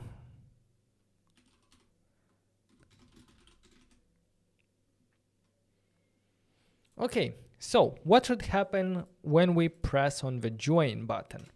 Well, we should join a call. So for that, we need access to the client. We're gonna take it using the use stream video client. And let's first create the call using client.call. Here, we're gonna have a type default. ID is going to be what the user typed, but we don't have the information yet. So we need a state variable where we will store what the user is typing there. Call ID, set call ID. To do that, we're gonna send to the text input. The value is going to be our call ID, and on change text, we're gonna call the setter.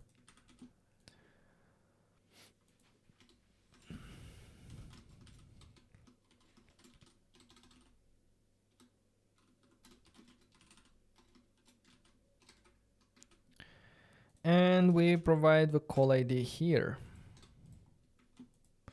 Now what we should do is do call.join. In this case, we don't need the create because we are trying to join a call. So if it doesn't exist, we want to know that. And after that, router.push. I'm wondering what will happen if there is no call with that ID. But the router should be imported from Expo router. So let's first do something that doesn't exist. And if I press join, there should be an error, right? Possible failed, can't find a call with ID. And that should be somewhere here. So I'm gonna do a wait, and I'm gonna do a try catch. I'm gonna put this joining the call and navigating to the call only if you successfully join here. Otherwise, I'm gonna catch the error and using an alert, I can render something on the screen.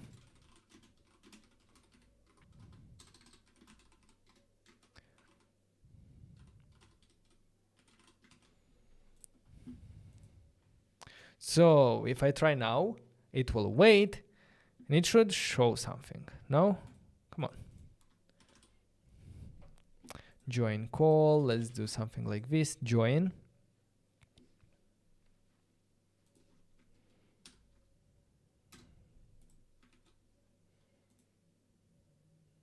Oh, failed to join.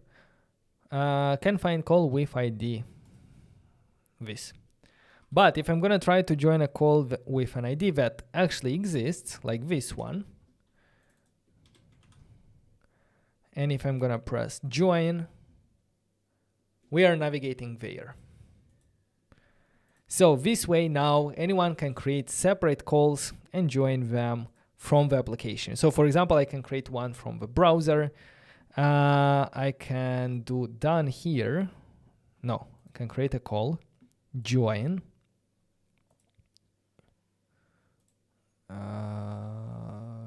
I can copy the call ID, can click join call and paste the call ID here. And we are supposed to join the same call. Yes. notjust.Dev and Vadim. And here, both of them. If I'm gonna press close, I'm gonna go back, and from here, I'm supposed to leave a room soon. Perfect.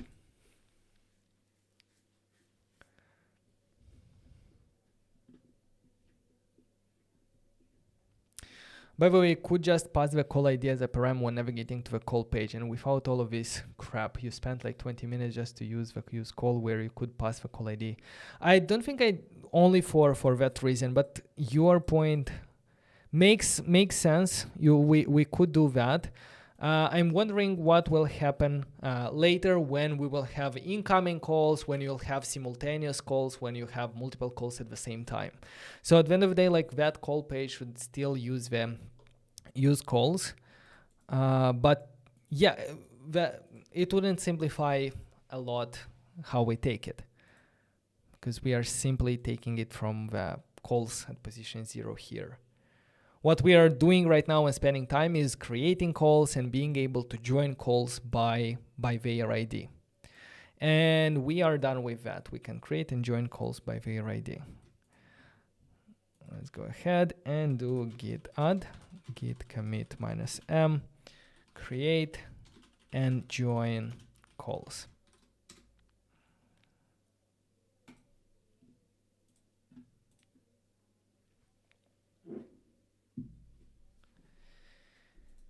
Okay.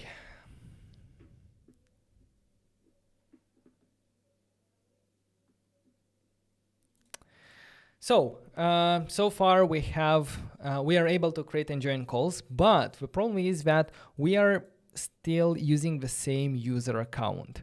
If we look at our library, how we connect to the stream, we are connecting with a user that we have hard-coded here. In a real application, usually you have a separate backend where you store information about your users. And what you would like to do is integrate stream by connecting the user that is saved in stream with a user from your system. This is something that a lot of people are interested in every time I'm doing a stream tutorial. And for this one, I decided to go ahead and actually show you the backend integration as well. So in the next step, what we are going to do is we're going to go ahead and create the backend integration. We're going to do that using Supabase. We're going to authenticate users, save them in the database, and see how we can connect them with stream users.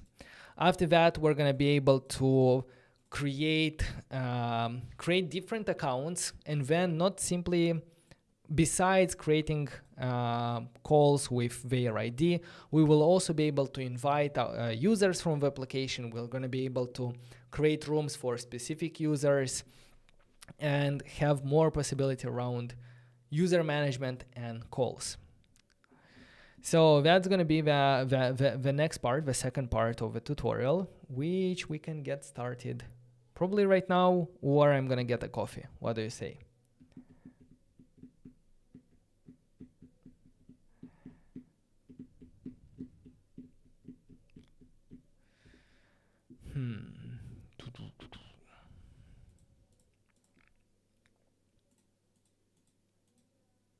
So let me grab a coffee, I come back, and we continue with the backend side and the backend integration of everything.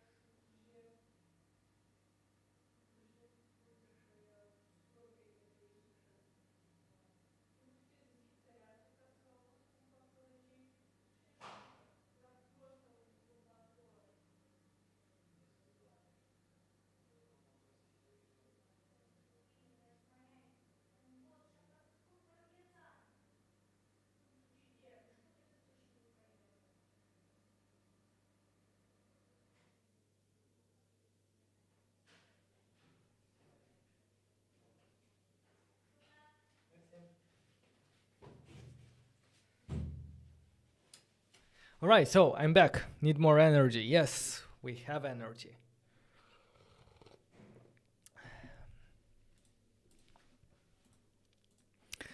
Okay, so everything is committed.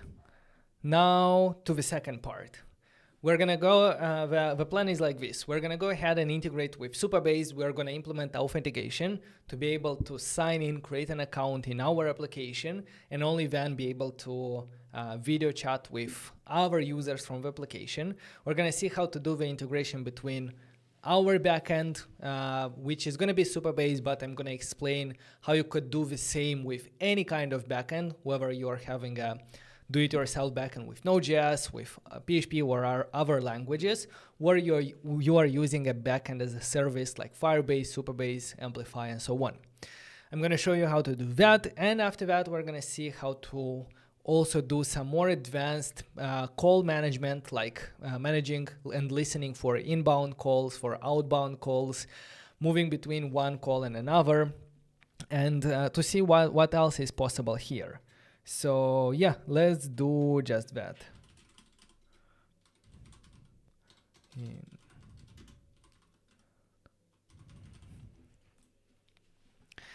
As I said, for this use case for the backend, I'm gonna go ahead and use Supabase because it's quite easy to get started to implement like authentication and so on, and also like database functions. Yeah, I've used it in a couple of projects and I enjoy working with it. Looks pretty easy. So let's go ahead and sign in.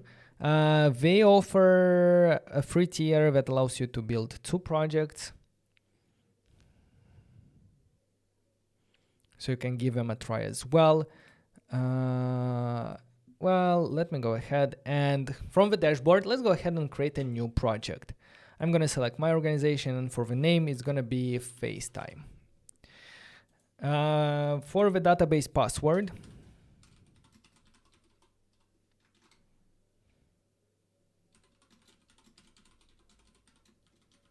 give a database password that you can remember. This is important for our next step. Select a region closer to you and then create the project. Every Supabase project comes with a database, with a Postgres database. And now we are waiting for the database to be created for us. That should take around 2 minutes. And meanwhile, we can go ahead and open the documentation of supabase.com.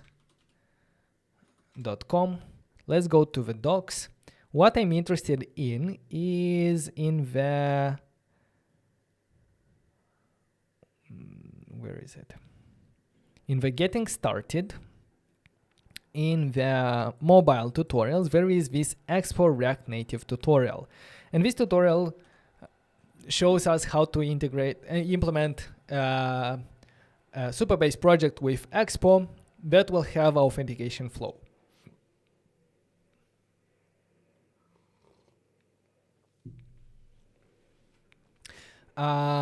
Is the call encrypted? Not sure about that, to be honest. Someone was asking about picture-in-picture, and I see the documentation that it's supported. Yes, you can have picture-in-picture with stream calls. Not sure if it's possible in React Native, but this is about React Native, so it should be possible. Yeah. Only supported by Android. Okay. Recording. It's cool. You can also record your calls.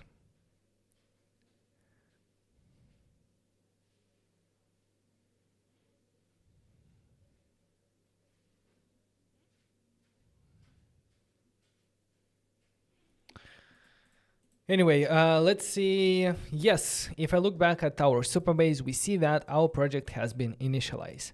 You can follow this documentation, but yeah, like what I'm interested in is in this user management starter. So if I go to our table editor, now we don't have any tables in our backend. Let's go ahead in our database. Is it database? No, it should be SQL editor. And in the SQL editor, we can access some quick start templates. What we are interested in is in this user management starter, which will create a table called profiles. Well, do we actually need that? Yeah, let's do that. Let's run it. And I'm going to explain in a moment what it's happening here. Wait a second. Yeah, if we need information about the profile. Yeah, this is not like super necessary for our demo project, but what it helped us do is it created a table called profiles in our public schema. And every time we will create a new user, we will sign up with a new user, it will automatically add his information under this profile. Because without the template that we just executed, the only information about users that are signing up will be available under the auth schema, and here there will be users. With the template that we just executed, we created a separate table for our profiles under public, and we are copying automatically the information from users to profile. And this will allow us to query information about the user profile inside our application. Now back to the guide, to the documentation.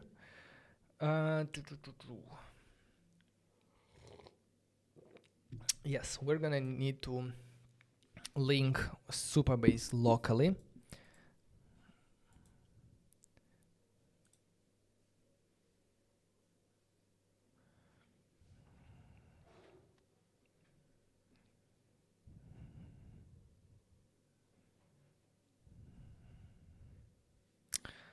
Let me actually not pull this one, because for that you need Docker. I don't want for you to have so many problems with that. So let me actually go ahead and scroll until we get to the installation of dependencies. We already have our React Expo project, so the only step is to go ahead and install the Supabase client. I'm gonna open up here. Let's go npm install Supabase.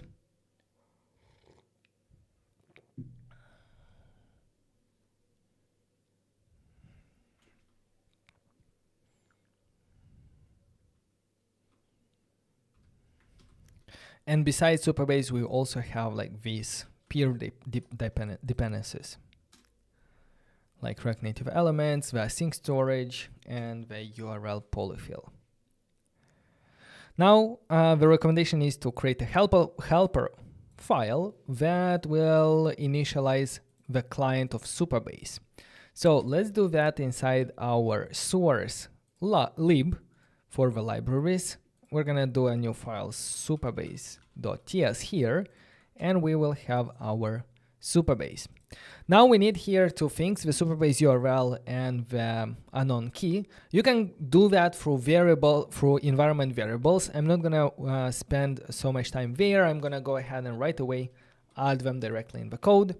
And you can find this data from the Supabase dashboard if you go to your project and then project settings. Under the API, you should see at the top the URL of your Supabase API. Let's add it as the Supabase URL. And the second one is the unknown key. Here under the project API keys, you're gonna have a public key. Copy this one and add it here. As you can see, this is the public key and it's safe to use in the client-side code. Here we are creating the Supabase client that we can later use to query and sign in users with Supabase. Perfect, back to our project. Set up the login component. Setting up the login component, I'm gonna do that as a separate screen in our application. So inside our app directory, let's go ahead and create here the, how's it called? auth.tsx. So let's do auth.tsx and copy all the code from this example, from the quick start of Supabase. Everything should work okay, even like the relative path of the Supabase client is correct. If in your case the URL is not correct, make sure to change it. And what we have here is the authentication screen that allows us to sign in with password and also to sign up. So it will simply have two inputs that will allow us to create an user account. Now if I refresh the project, it doesn't work. We have to, because I stopped the server. What I have to do is, let's do npm run iOS or Android in your case if you're doing it on Android. This should install the native dependencies again.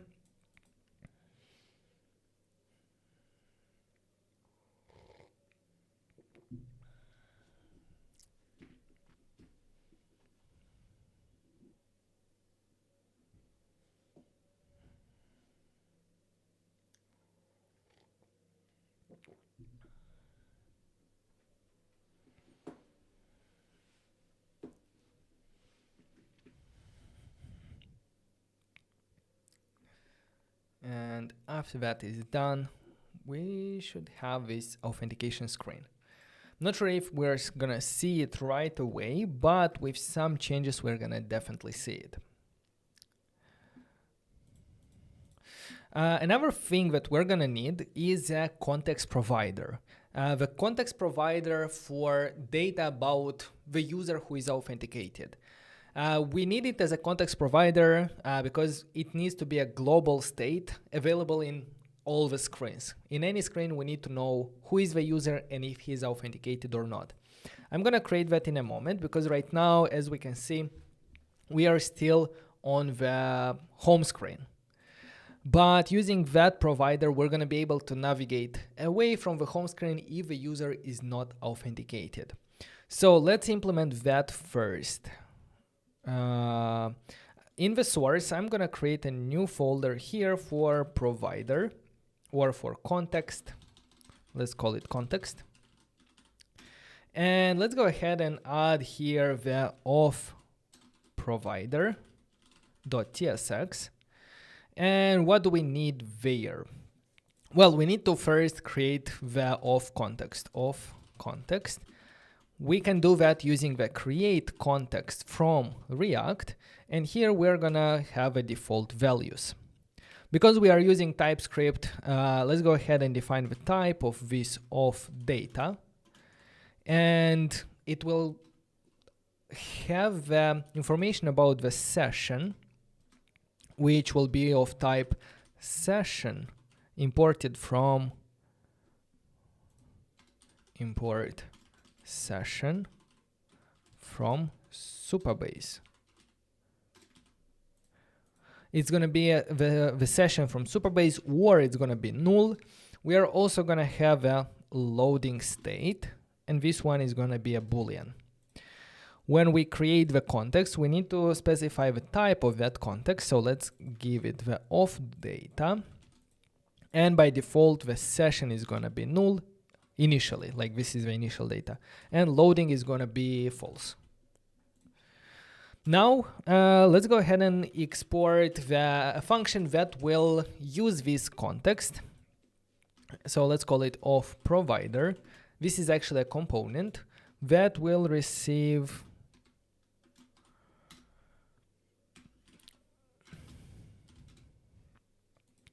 this component will receive the children, which is all the components that it wraps. We're going to see that in a moment, and we can type it using the props with children from React. Now, all we have to do in this component is render the auth context.provider. It needs a value, and that's how we expose, that's how we make available to the rest of our application some fields. For example, what we need is the session and loading. Let's define them as simple state variables. Session, set session, equal use state of type either session or null. Initially, it's going to be null, of course, and the use session should be imported from React. And let's do the same for the second variable in this context provider, the loading. And here we're going to have set loading. That's going to be Boolean, and initially it's going to be false. Or let's do it with true, because it's going to be loading until it's actually loaded, and then we're going to move to true. Now, these values we can export in this session provider. That's how we make the values available to the rest of the application. But we need to make sure to render the children that we will receive inside it. Now, what do we do with this auth provider? We're going to wrap it around our whole application. So inside source application layout, make sure it's the layout of that root application, not this one. So here, let's go ahead and import the auth provider from our context of provider, and let's wrap it around here of provider. Of provider. Perfect. Now, everything inside this auth provider becomes the children property of our provider. And because we are rendering these children here inside our auth context.provider, all of them will have access to the session and loading variable. So in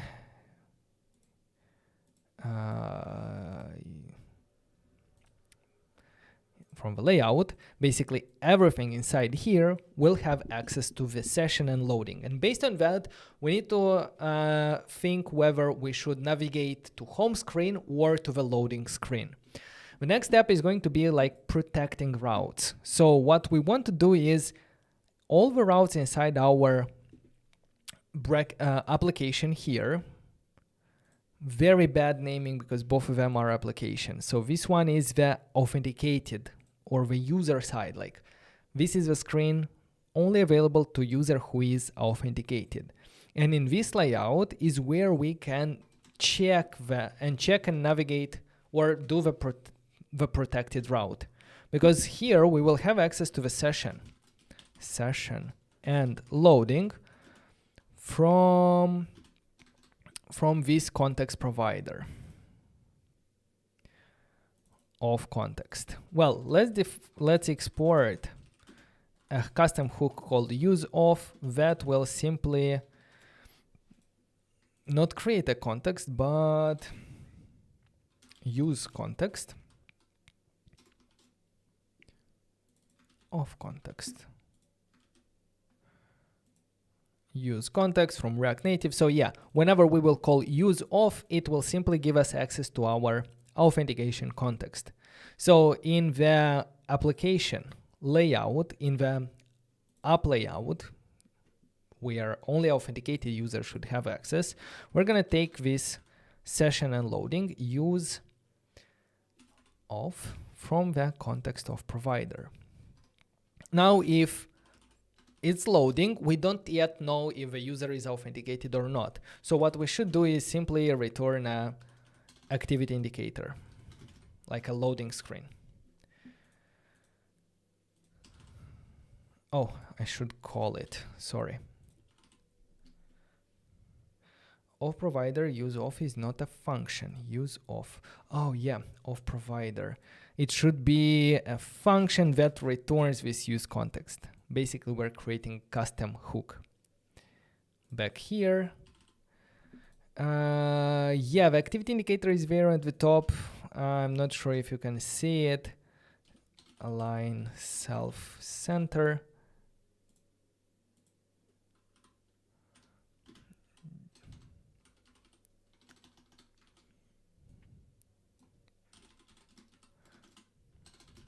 I will do it like this so that you can at least see it. So now the loading from our authentication context is true. That's why we see the activity indicator. If we switch the loading to false here, which will happen in a moment, we are redirected or we see the home screen, because it doesn't stop here, it will render the stack.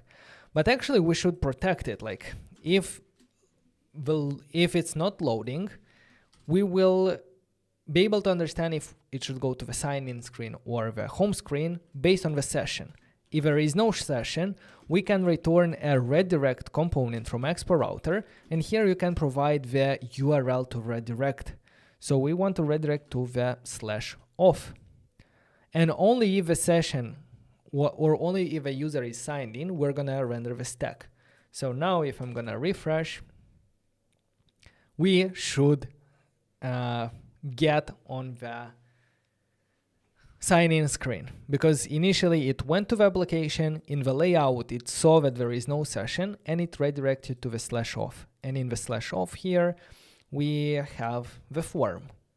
So what we can do in this form is create an account. But the one thing that I want to do with you is go ahead in our authentication, in the providers, and under email, I want to disable the confirm email check, because if it's enabled, you're gonna have to confirm your email first. After that, you'll be able to sign in. For development purposes, I will disable it so we can right away sign in with a new user. So what we can do here is do redeem at notjust.dev and a simple password, and I can press first sign up, loading, and after that I can press sign in. And if everything is good, that means that it actually signed in. Because if I would have some typos and then press sign in, we should see invalid login credentials. Perfect. Let's go ahead and see if it actually created it inside our table. First of all, we can look at the schema of, and here under users, we should see one user being created with his ID, with email, and all the other data that is about that user. If we look in the public profiles, we should also see here the user with the same ID as that one there. But the benefit is that these profiles we can easily query from our application, because it's in our public schema. So that's why we have it here as well.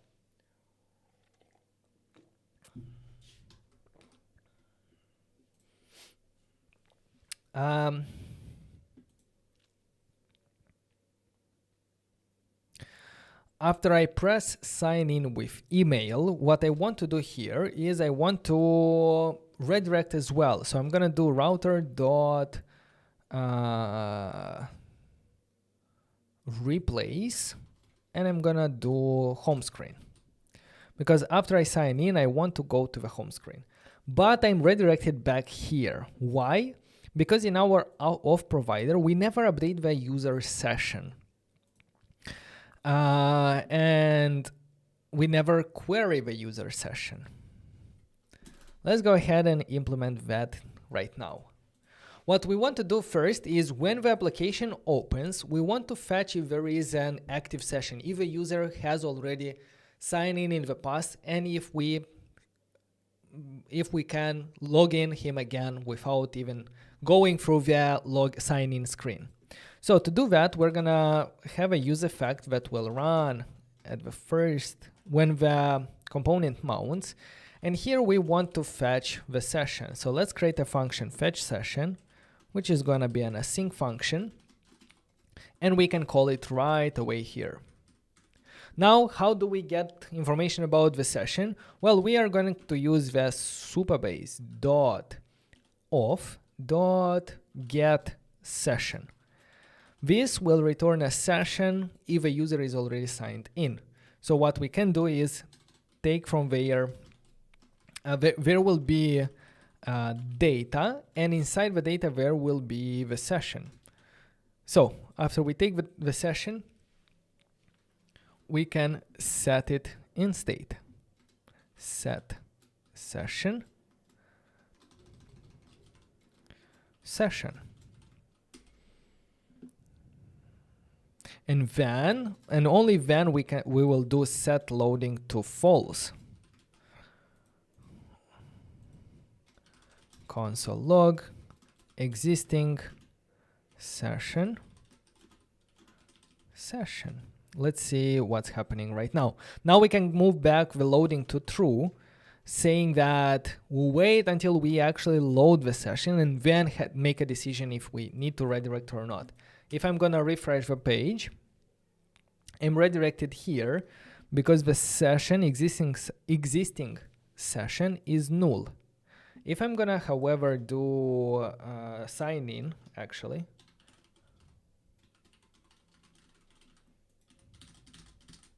sign in, and refresh right now to trigger this fetch session, now we should get on this screen.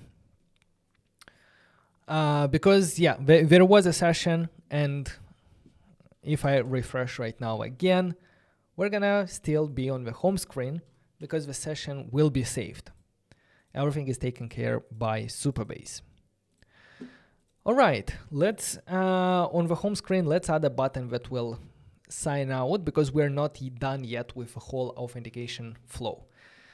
It's still not perfect. So in the application index, where we have these buttons, let me add a button at the bottom of the screen with a title sign out.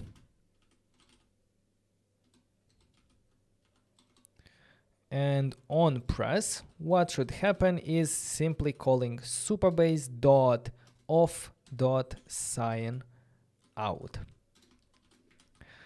Now if I'm gonna, maybe I will also give a style here. Margin top auto, but it should be a string.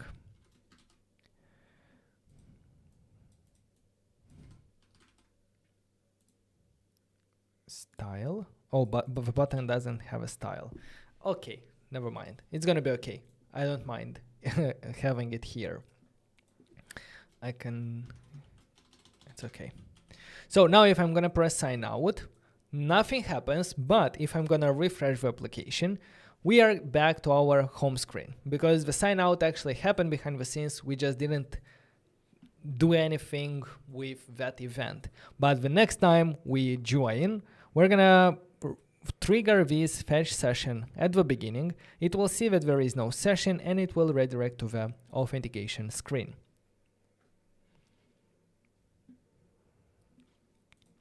In order to in order to listen to updates and do this navigation automatically when the authentication status changes, for example, if I log in, I want to automatically be redirected to the home screen. But now nothing happens. I need to refresh. Well, that's because we never update the session here in real time. We only do it the first time we open the application. What we can do is listen to events, the authentication event, and update the session when that happens. To register for that, after calling the fetch session in the same use effect, I will use supabase.auth.on of state change, and here it will give us a callback function with an event that happened, and after that the session. This session is the updated session that happened, and we can set it back in our state, just like that. And now, if I'm gonna press sign out, we should automatically be redirected here. And if I sign back in, notjust.dev, sign in, we should automatically be redirected to the home screen, hopefully. What's happening there? Why it takes so much time? Let's reload. So if I sign out and then sign back in, sign in, I'm back in the application and it automatically happens. So we have done quite a lot in a lot of places, but yeah, this is not an easy topic. This is authentication, and we are dealing here with a lot of things. We are dealing with Supabase to create and sign in the user. We are dealing with Expo router and the way Expo router is working, and we are dealing with a context provider. For more information, check about Supabase, you can check out it here under the documentation of this example or specifically for authentication. You can have here more information.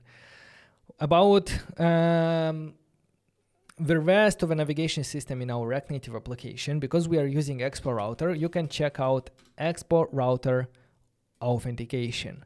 And here you're gonna see this approach of having the application with a protected layout. That's what we have. It's a layout that protects the rest of the screens inside here. So inside this layout, we are only rendering the screens if a user is actually logged in. Otherwise, we automatically redirect to the off screen. So that's why when we sign out, the session becomes null and this is re-rendered and redirected to the off screen. The off screen is outside this app directory because anyone should be able to go here. It's not protected, so that's how we made our authentication flow work. I'm gonna go ahead and most probably do git add, git commit, set up Supabase and authentication. And yeah.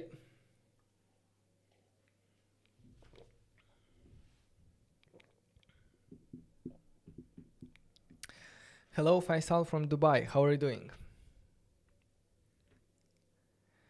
What do you say? Is Supabase a little bit easier than AWS? Yes, I found that Supabase is easier for beginners than AWS. And yeah, enjoying it so far. A lot of things kind of make sense. The documentation is better. The tools and the things that are behind the scenes are more used out there. Oh my God, I spilled water on my table. For example, as the database, it's using PostgreSQL, which is a really powerful database. And yeah, I love it. It makes a bit more working with data easier than working with DynamoDB. But that would be another topic. Anyway, so what we have here, we are able to create accounts. The next step for us is going to be to connect the user that creates his account and saves it with our database, in this case Supabase. We need to connect it with the user from Stream Chat. Let's go to the core concepts. The first one is client and authentication. Sorry. The user. Yes, let's read through some documentation. Generating a token. Yeah, that's the most interesting part and probably what might confuse some people. But this token that we generated with that token generator, this is a security measure, because not everyone should be able to connect to your Stream instance. You want to prevent that from happening. So for that reason, using the secret key, which you never use it in client-side applications, you need to encrypt the user ID. And when you do the connection request here inside our Stream client, in the client. When you do the client connection with the client, you're passing both the user information with the user ID and the token. And then Stream checks if this token, it decodes it with the secret key and checks if the user ID matches the one provided with the token. If it matches, that means that this request is secure, it's coming from actually your application and not from someone trying to impersonate you. But you can imagine that we will not generate the secret tokens for all the users through this tool. This is only for development. At the same time, we cannot generate this secret token inside our React Native application. React Native is a client-side application, and no secret key should be exposed in client-side applications. For that reason, we need to generate this token on our backend side, because there we can use secret keys without any problem, without exposing them to the world. So what we should do, user generator. I'm gonna go back here. Tokens need to be generated server side. You can use one of our SDKs to quickly add support for this. So with Supabase,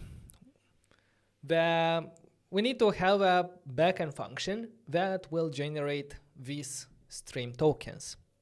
With Supabase, they are providing edge functions. These are simple functions that are executed in the cloud, basically executed on the server side.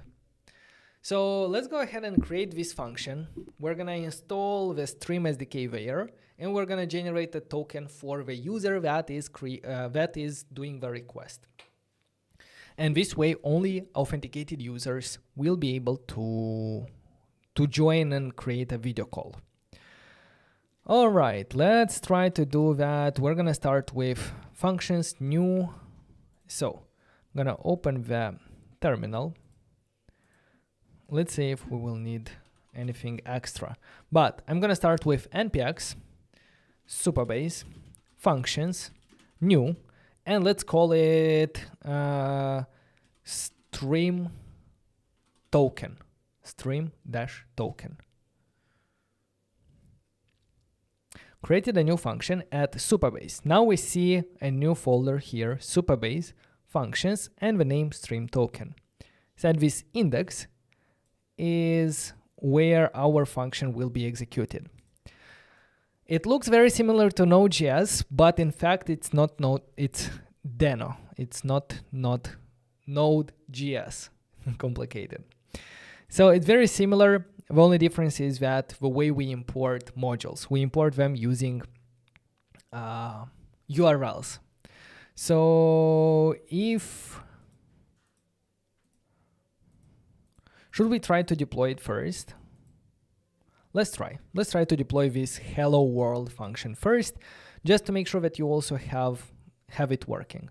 So what I have to do is copy the second command, or do it like this: npx Supabase functions, then deploy, then the name of a function. So the name of the function is stream-token, and then we need to provide the project ref, right? Project ref, which you can get from dashboard. It's actually that one, but I want to show you how you can get it. You go to your project, you go to the settings, and this is the project reference. Now, if we provide the reference, it's building, bundling, and deploying. Everything was deployed. Now, if I'm gonna go back to our dashboard, under the functions, we should see the function with its URL. What can we do with it? If you press on it, we can look at the invocations. No. Does it show us how we can invoke it? Well, we have the endpoint URL, so we can copy it from here. And in this code, you're gonna see an example of how we can invoke it. So let me put the URL here. Let me take this curl command below, uncomment it, and instead of localhost here, I'm gonna actually use this URL for the first line. The authorization token, I think it's my authorization token. The name function, let's try. I'm gonna copy this one from here. I'm gonna comment it back. And I'm gonna try to paste the curl command here. Invalid JWT token. The authorization, where do we take the authorization from? Should be project settings, API, I think the anon or the secret. I don't know. Let's try anon.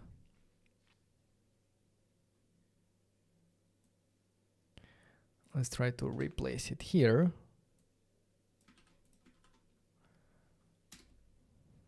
And we see the response message, hello functions.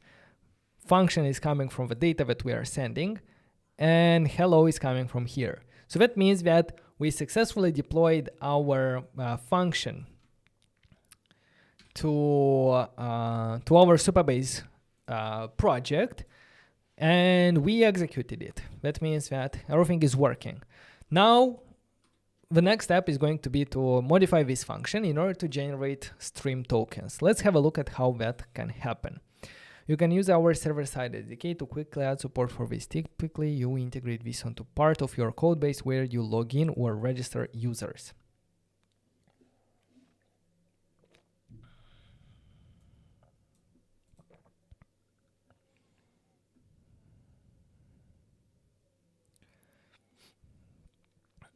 So we're gonna have to find in the documentation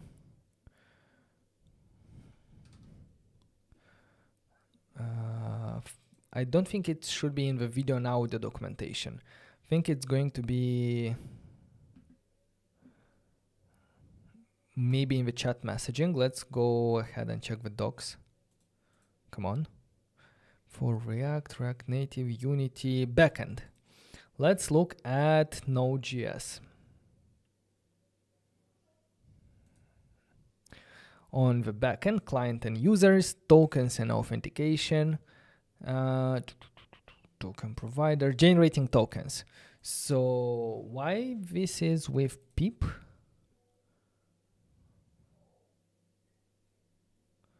Will only work in notJust as you can only safely generate tokens on the server.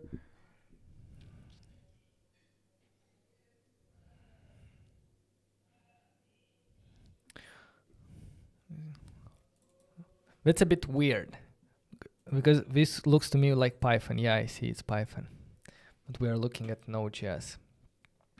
So the stream chat, where is it installed from?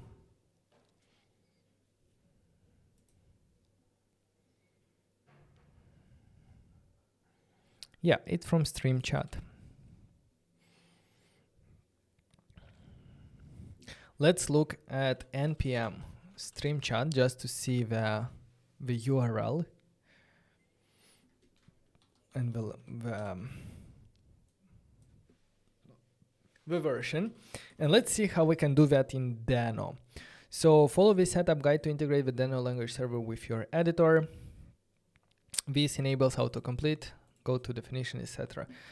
I'm not gonna do that, but what I want to do is I want to import something from std. Let me see on Supabase how to do the correctly importing.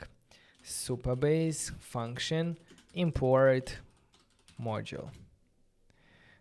Managing packages using import maps.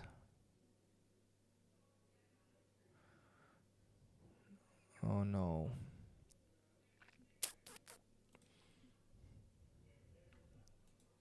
Import package. I didn't work a lot with Deno, so I don't have a lot of knowledge about that, but function deploy, invoking, error, importing node npm modules. We recommend using the esm.sh for importing. Okay, to do so, you simply put in front of a package name. So we take this one. And after that, we do the name of a package and then add version. So the name of the package should be stream chat at 8.13. At 8.13.0.1, the current version. So what do we want to import from there? We need to look at the stream documentation. So we're going to import stream chat like this. Now, if you're using CommonJS, nope.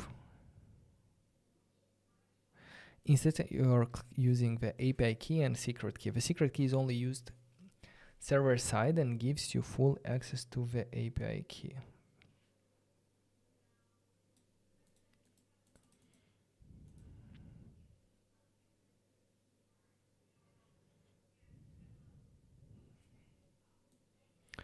And generate a token for user with ID John.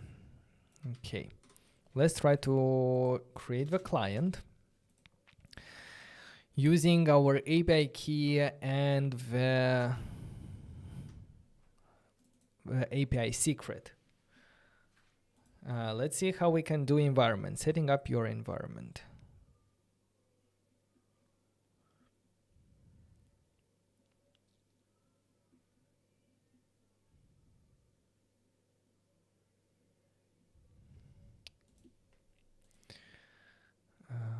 Function, Supabase Edge, function, environment variables.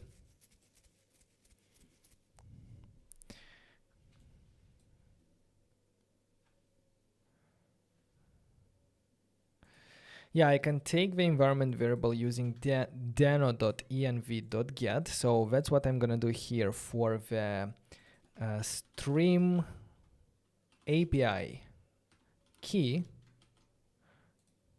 Should it be with a string? And for the second one, that's gonna be stream API secret.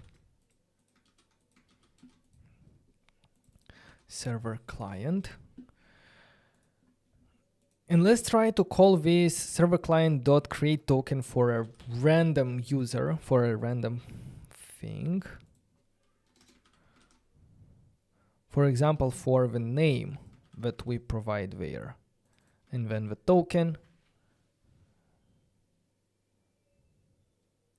is going to be the response right away.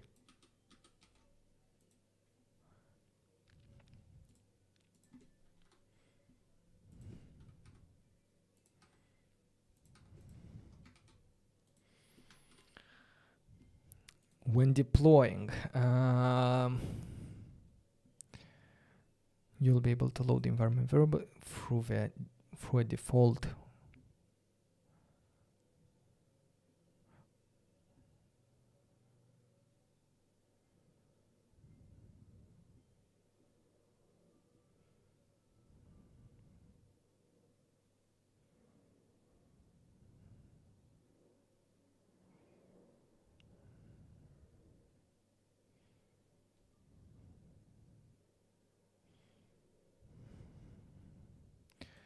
env for production. In this case, we'll just use the same Supabase env local supabase.env.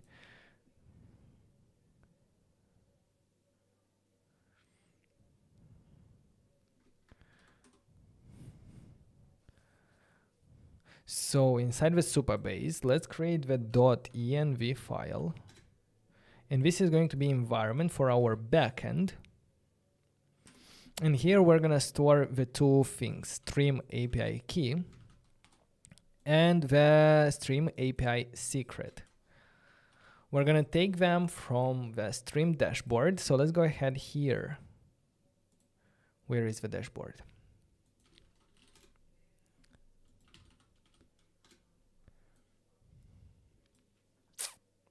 Let's go to the dashboard here. And under our notJust Finance application, we're gonna go ahead and grab in the video and audio, the key, which is our API key, and the secret, which is our API secret. Now, as we can see in the Supabase documentation, we need to call this Supabase secret set env file. So we need to tell Supabase npx Supabase secrets set env file supabase.env. But do we need to also provide the project reference? I think so. You cannot find your project ref from the product board home. Okay, so what's the project reference? It's from it's here from the project setting on Supabase. Now, what we are doing is moving this data, these API secrets, from this file to Supabase. And the next step is to deploy our function and see if it actually works. Supabase functions deployed stream token to remote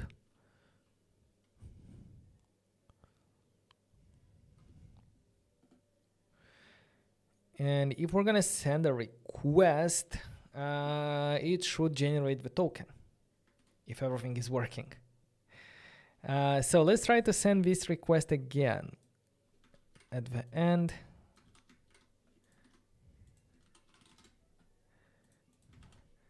Let's see what error it will throw. Code worker limit. Worker failed to respond due to an error or resource limit. Please check.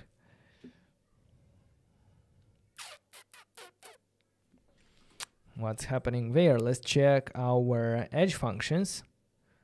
The stream token.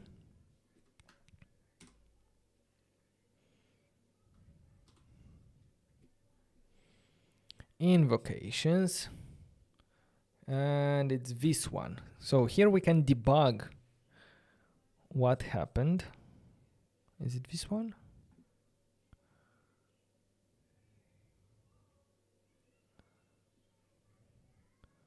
.401. And here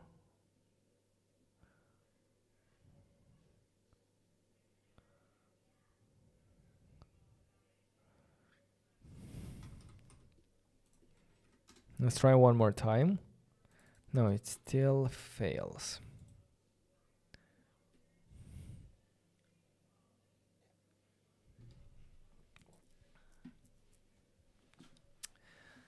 Why is that happening?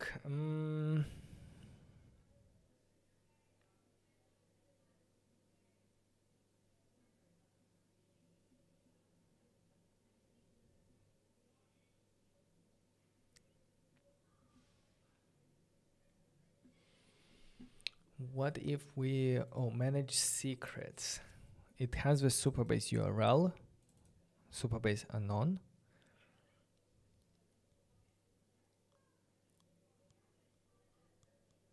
Stream API and stream secret and API key. Okay.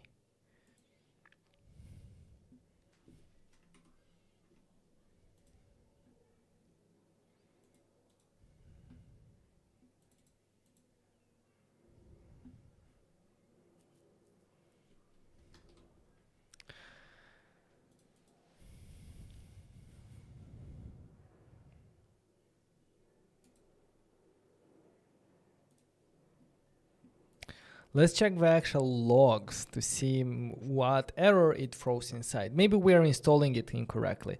It's not a valid key, so secret or private key. Okay, I already see something. Hello functions. Yeah, the key is not correct. Let me check what is the value of the environment stream API key. And I'm going to have to deploy it again.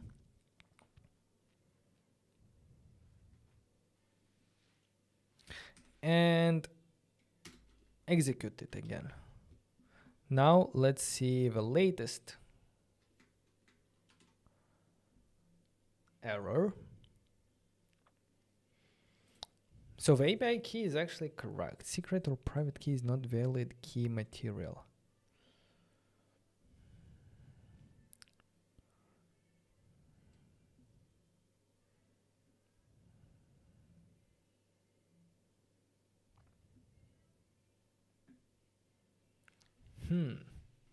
Something wrong with our stream API secret.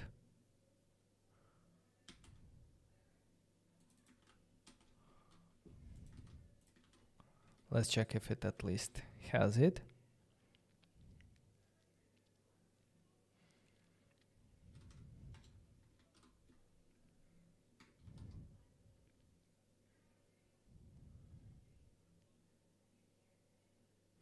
In the environment, stream API secret.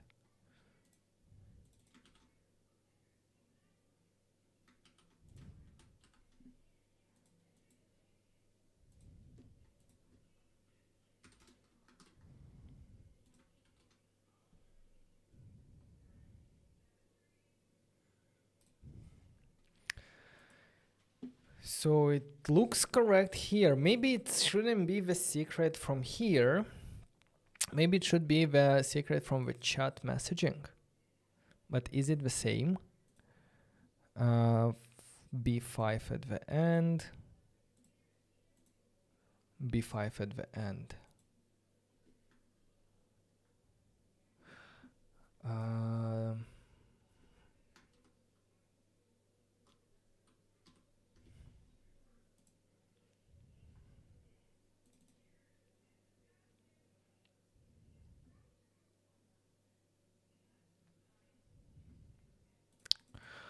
What's up with this error?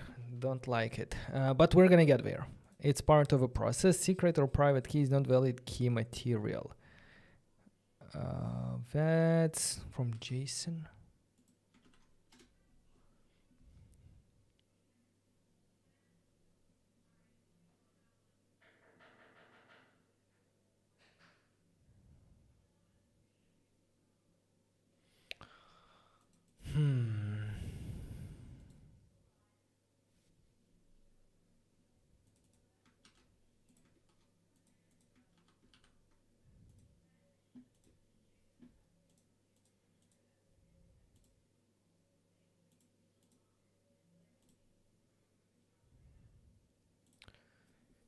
Security.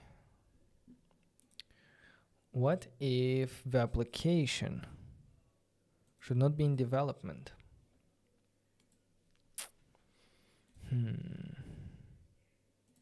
If I do the application in production and try again here. No, it's still like this. Another thing I want to try is using the new stream chat instead of get instance. So here I will do new stream chat with these API keys.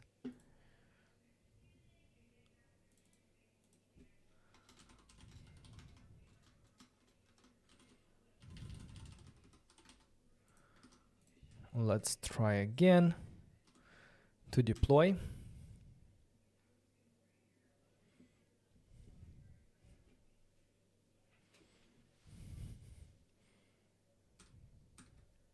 And to execute.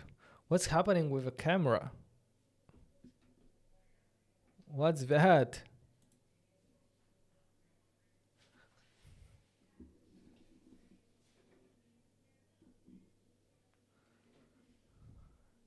That's very strange.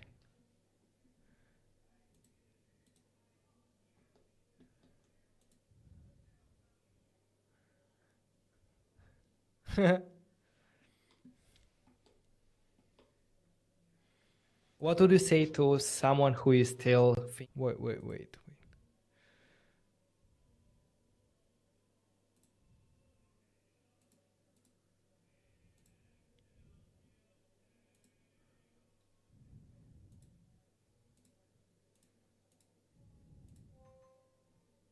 Okay, now it's working.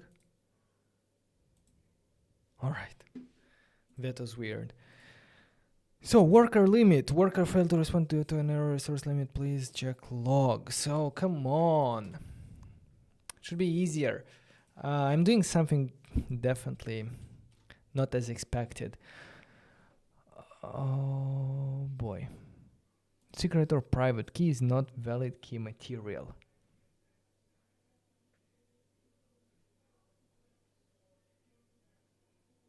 Yes, stream error. What if I'm going to use this one inside our request?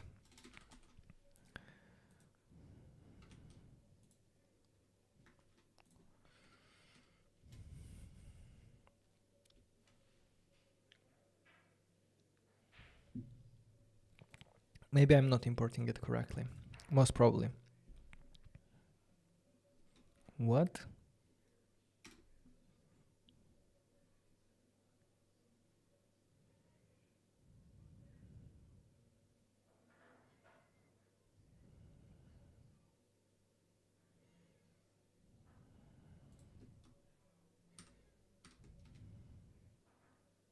Internal server error, okay. It's basically the same.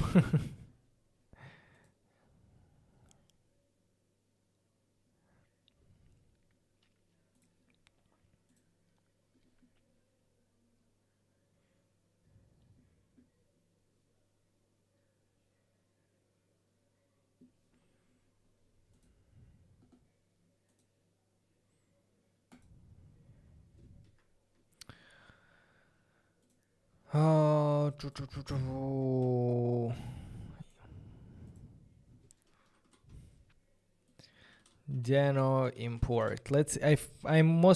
I'm sure that it's about how I import the package. So importing packages.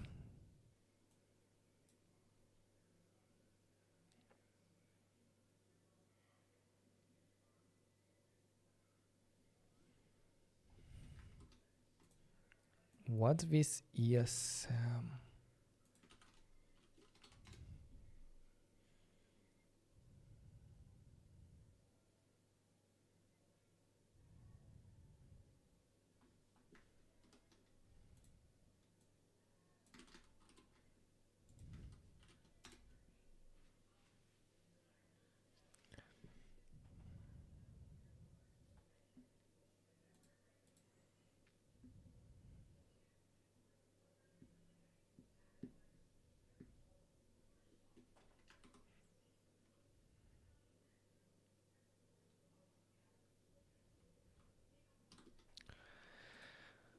Come on.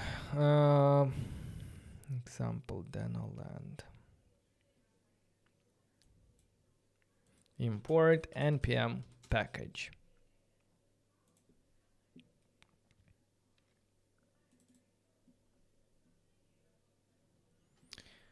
Should I try with npm?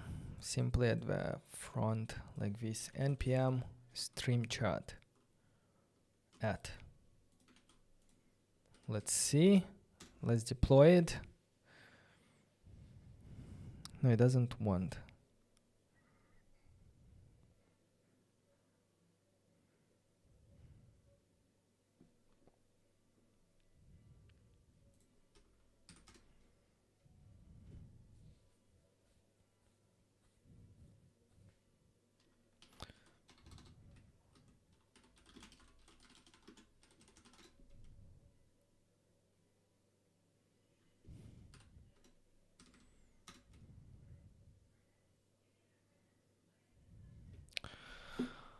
Oh boy, and my camera is as well not working. npm stream chat, npm stream chat.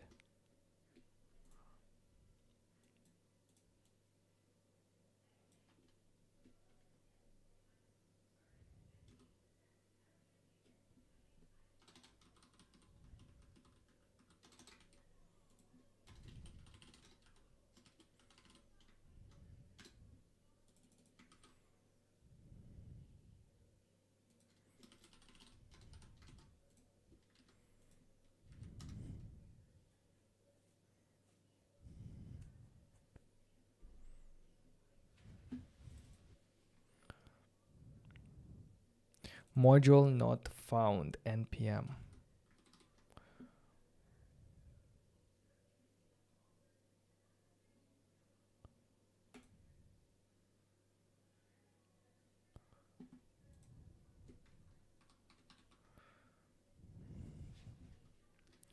No, I think with the previous one with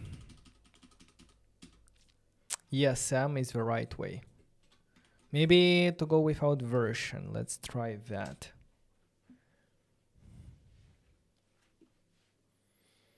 And what's up with my camera? Come on, camera.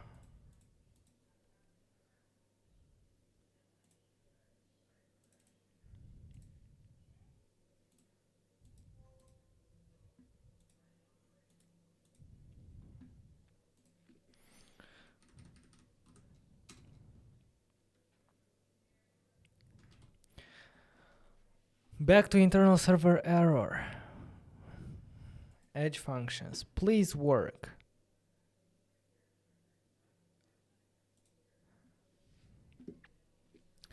What if I try to do the API keys directly inside here? Maybe it's something with the problem is with how it adds them.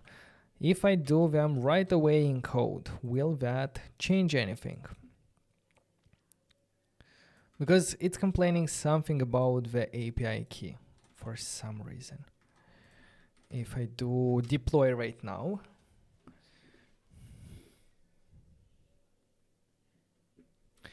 and if I execute it, it's the same internal server error.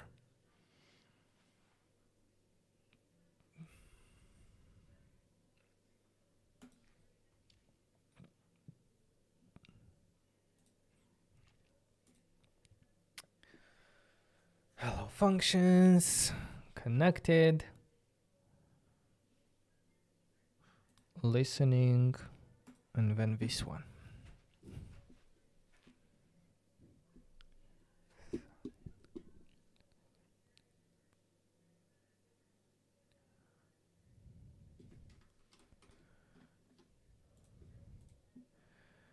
Maybe something with create token. I'm just trying to understand where is it coming from.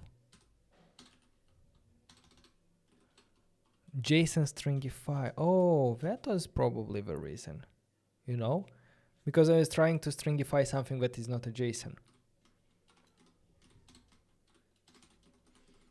Can that be the problem? Token ABC. Let's try to deploy it again. If that would be the problem, I spent probably 20 minutes just on trying to fix this issue when it was a simple JSON problem. No, it's still erroring.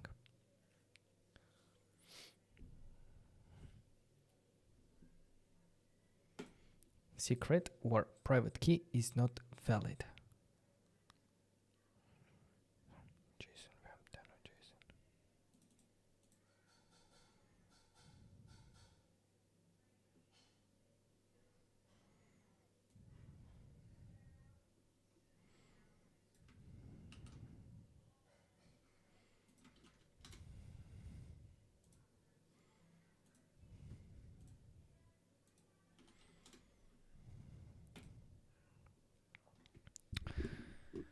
Oh, is not a valid key material.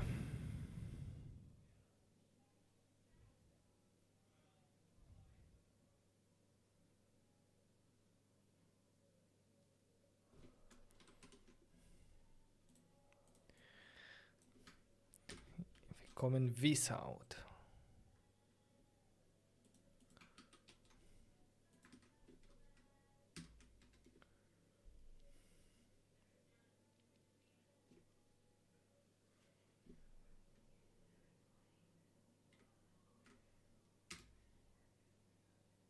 So this one worked. So most probably it's happening here with when generating the server stream chat client.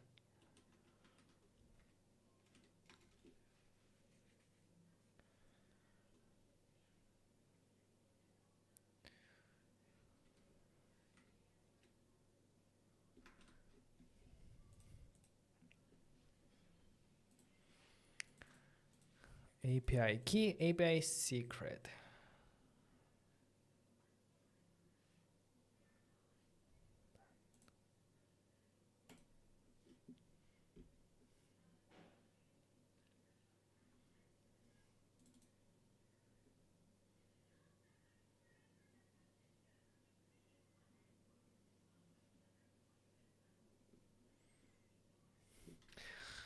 Let me try to see if simply doing this in a Node.js instance, not in a Deno, if it will work. So I'm gonna go ahead, I'm gonna open a terminal. Let me move it to a new page.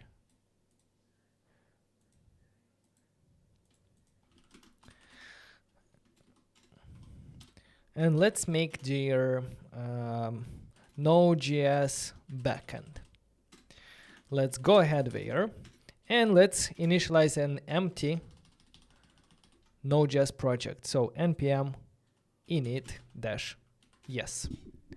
Okay, now I want to do npm install stream-chat. And I will create an index file.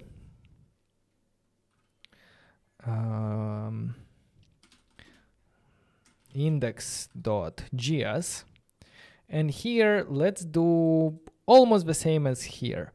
We're gonna import stream chat, but not from a URL, but directly, come on. Stream chat.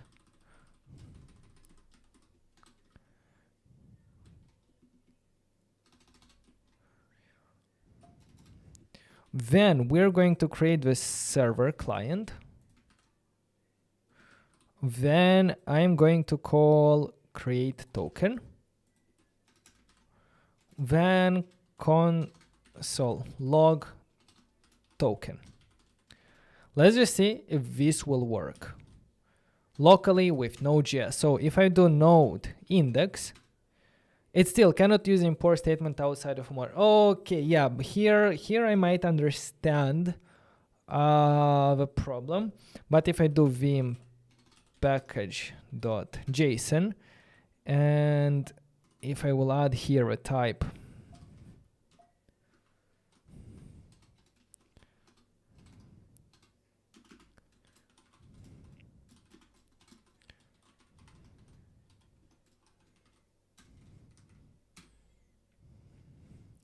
Name is not defined. Okay, Vim index. So instead of name here, I'm gonna do Vadim. Okay, locally it generates, as you can see. But there it doesn't want to import stream chat from.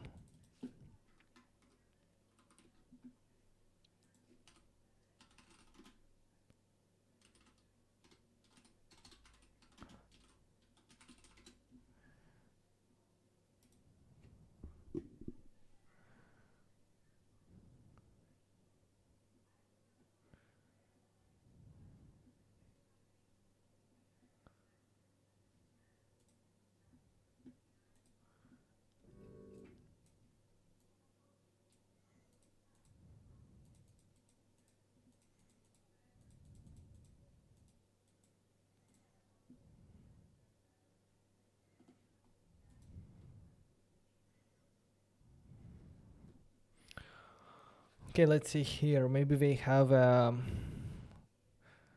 Supabase.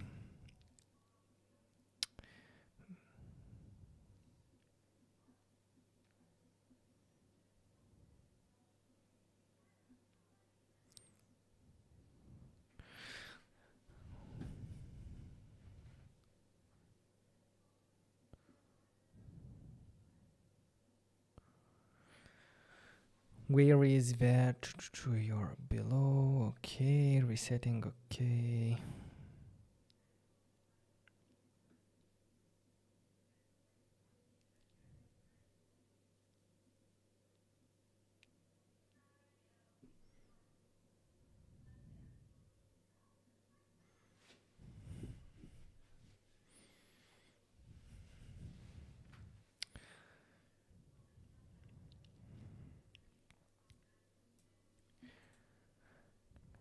Let me see quickly. Let's understand. Okay.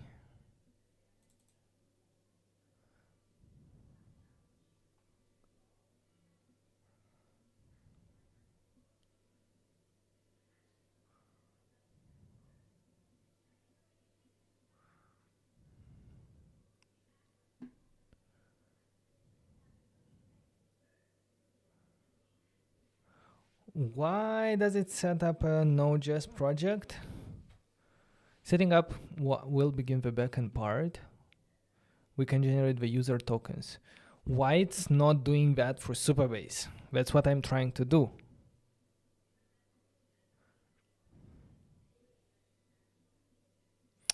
No, with notJust, yeah, it's easy. We have done that already.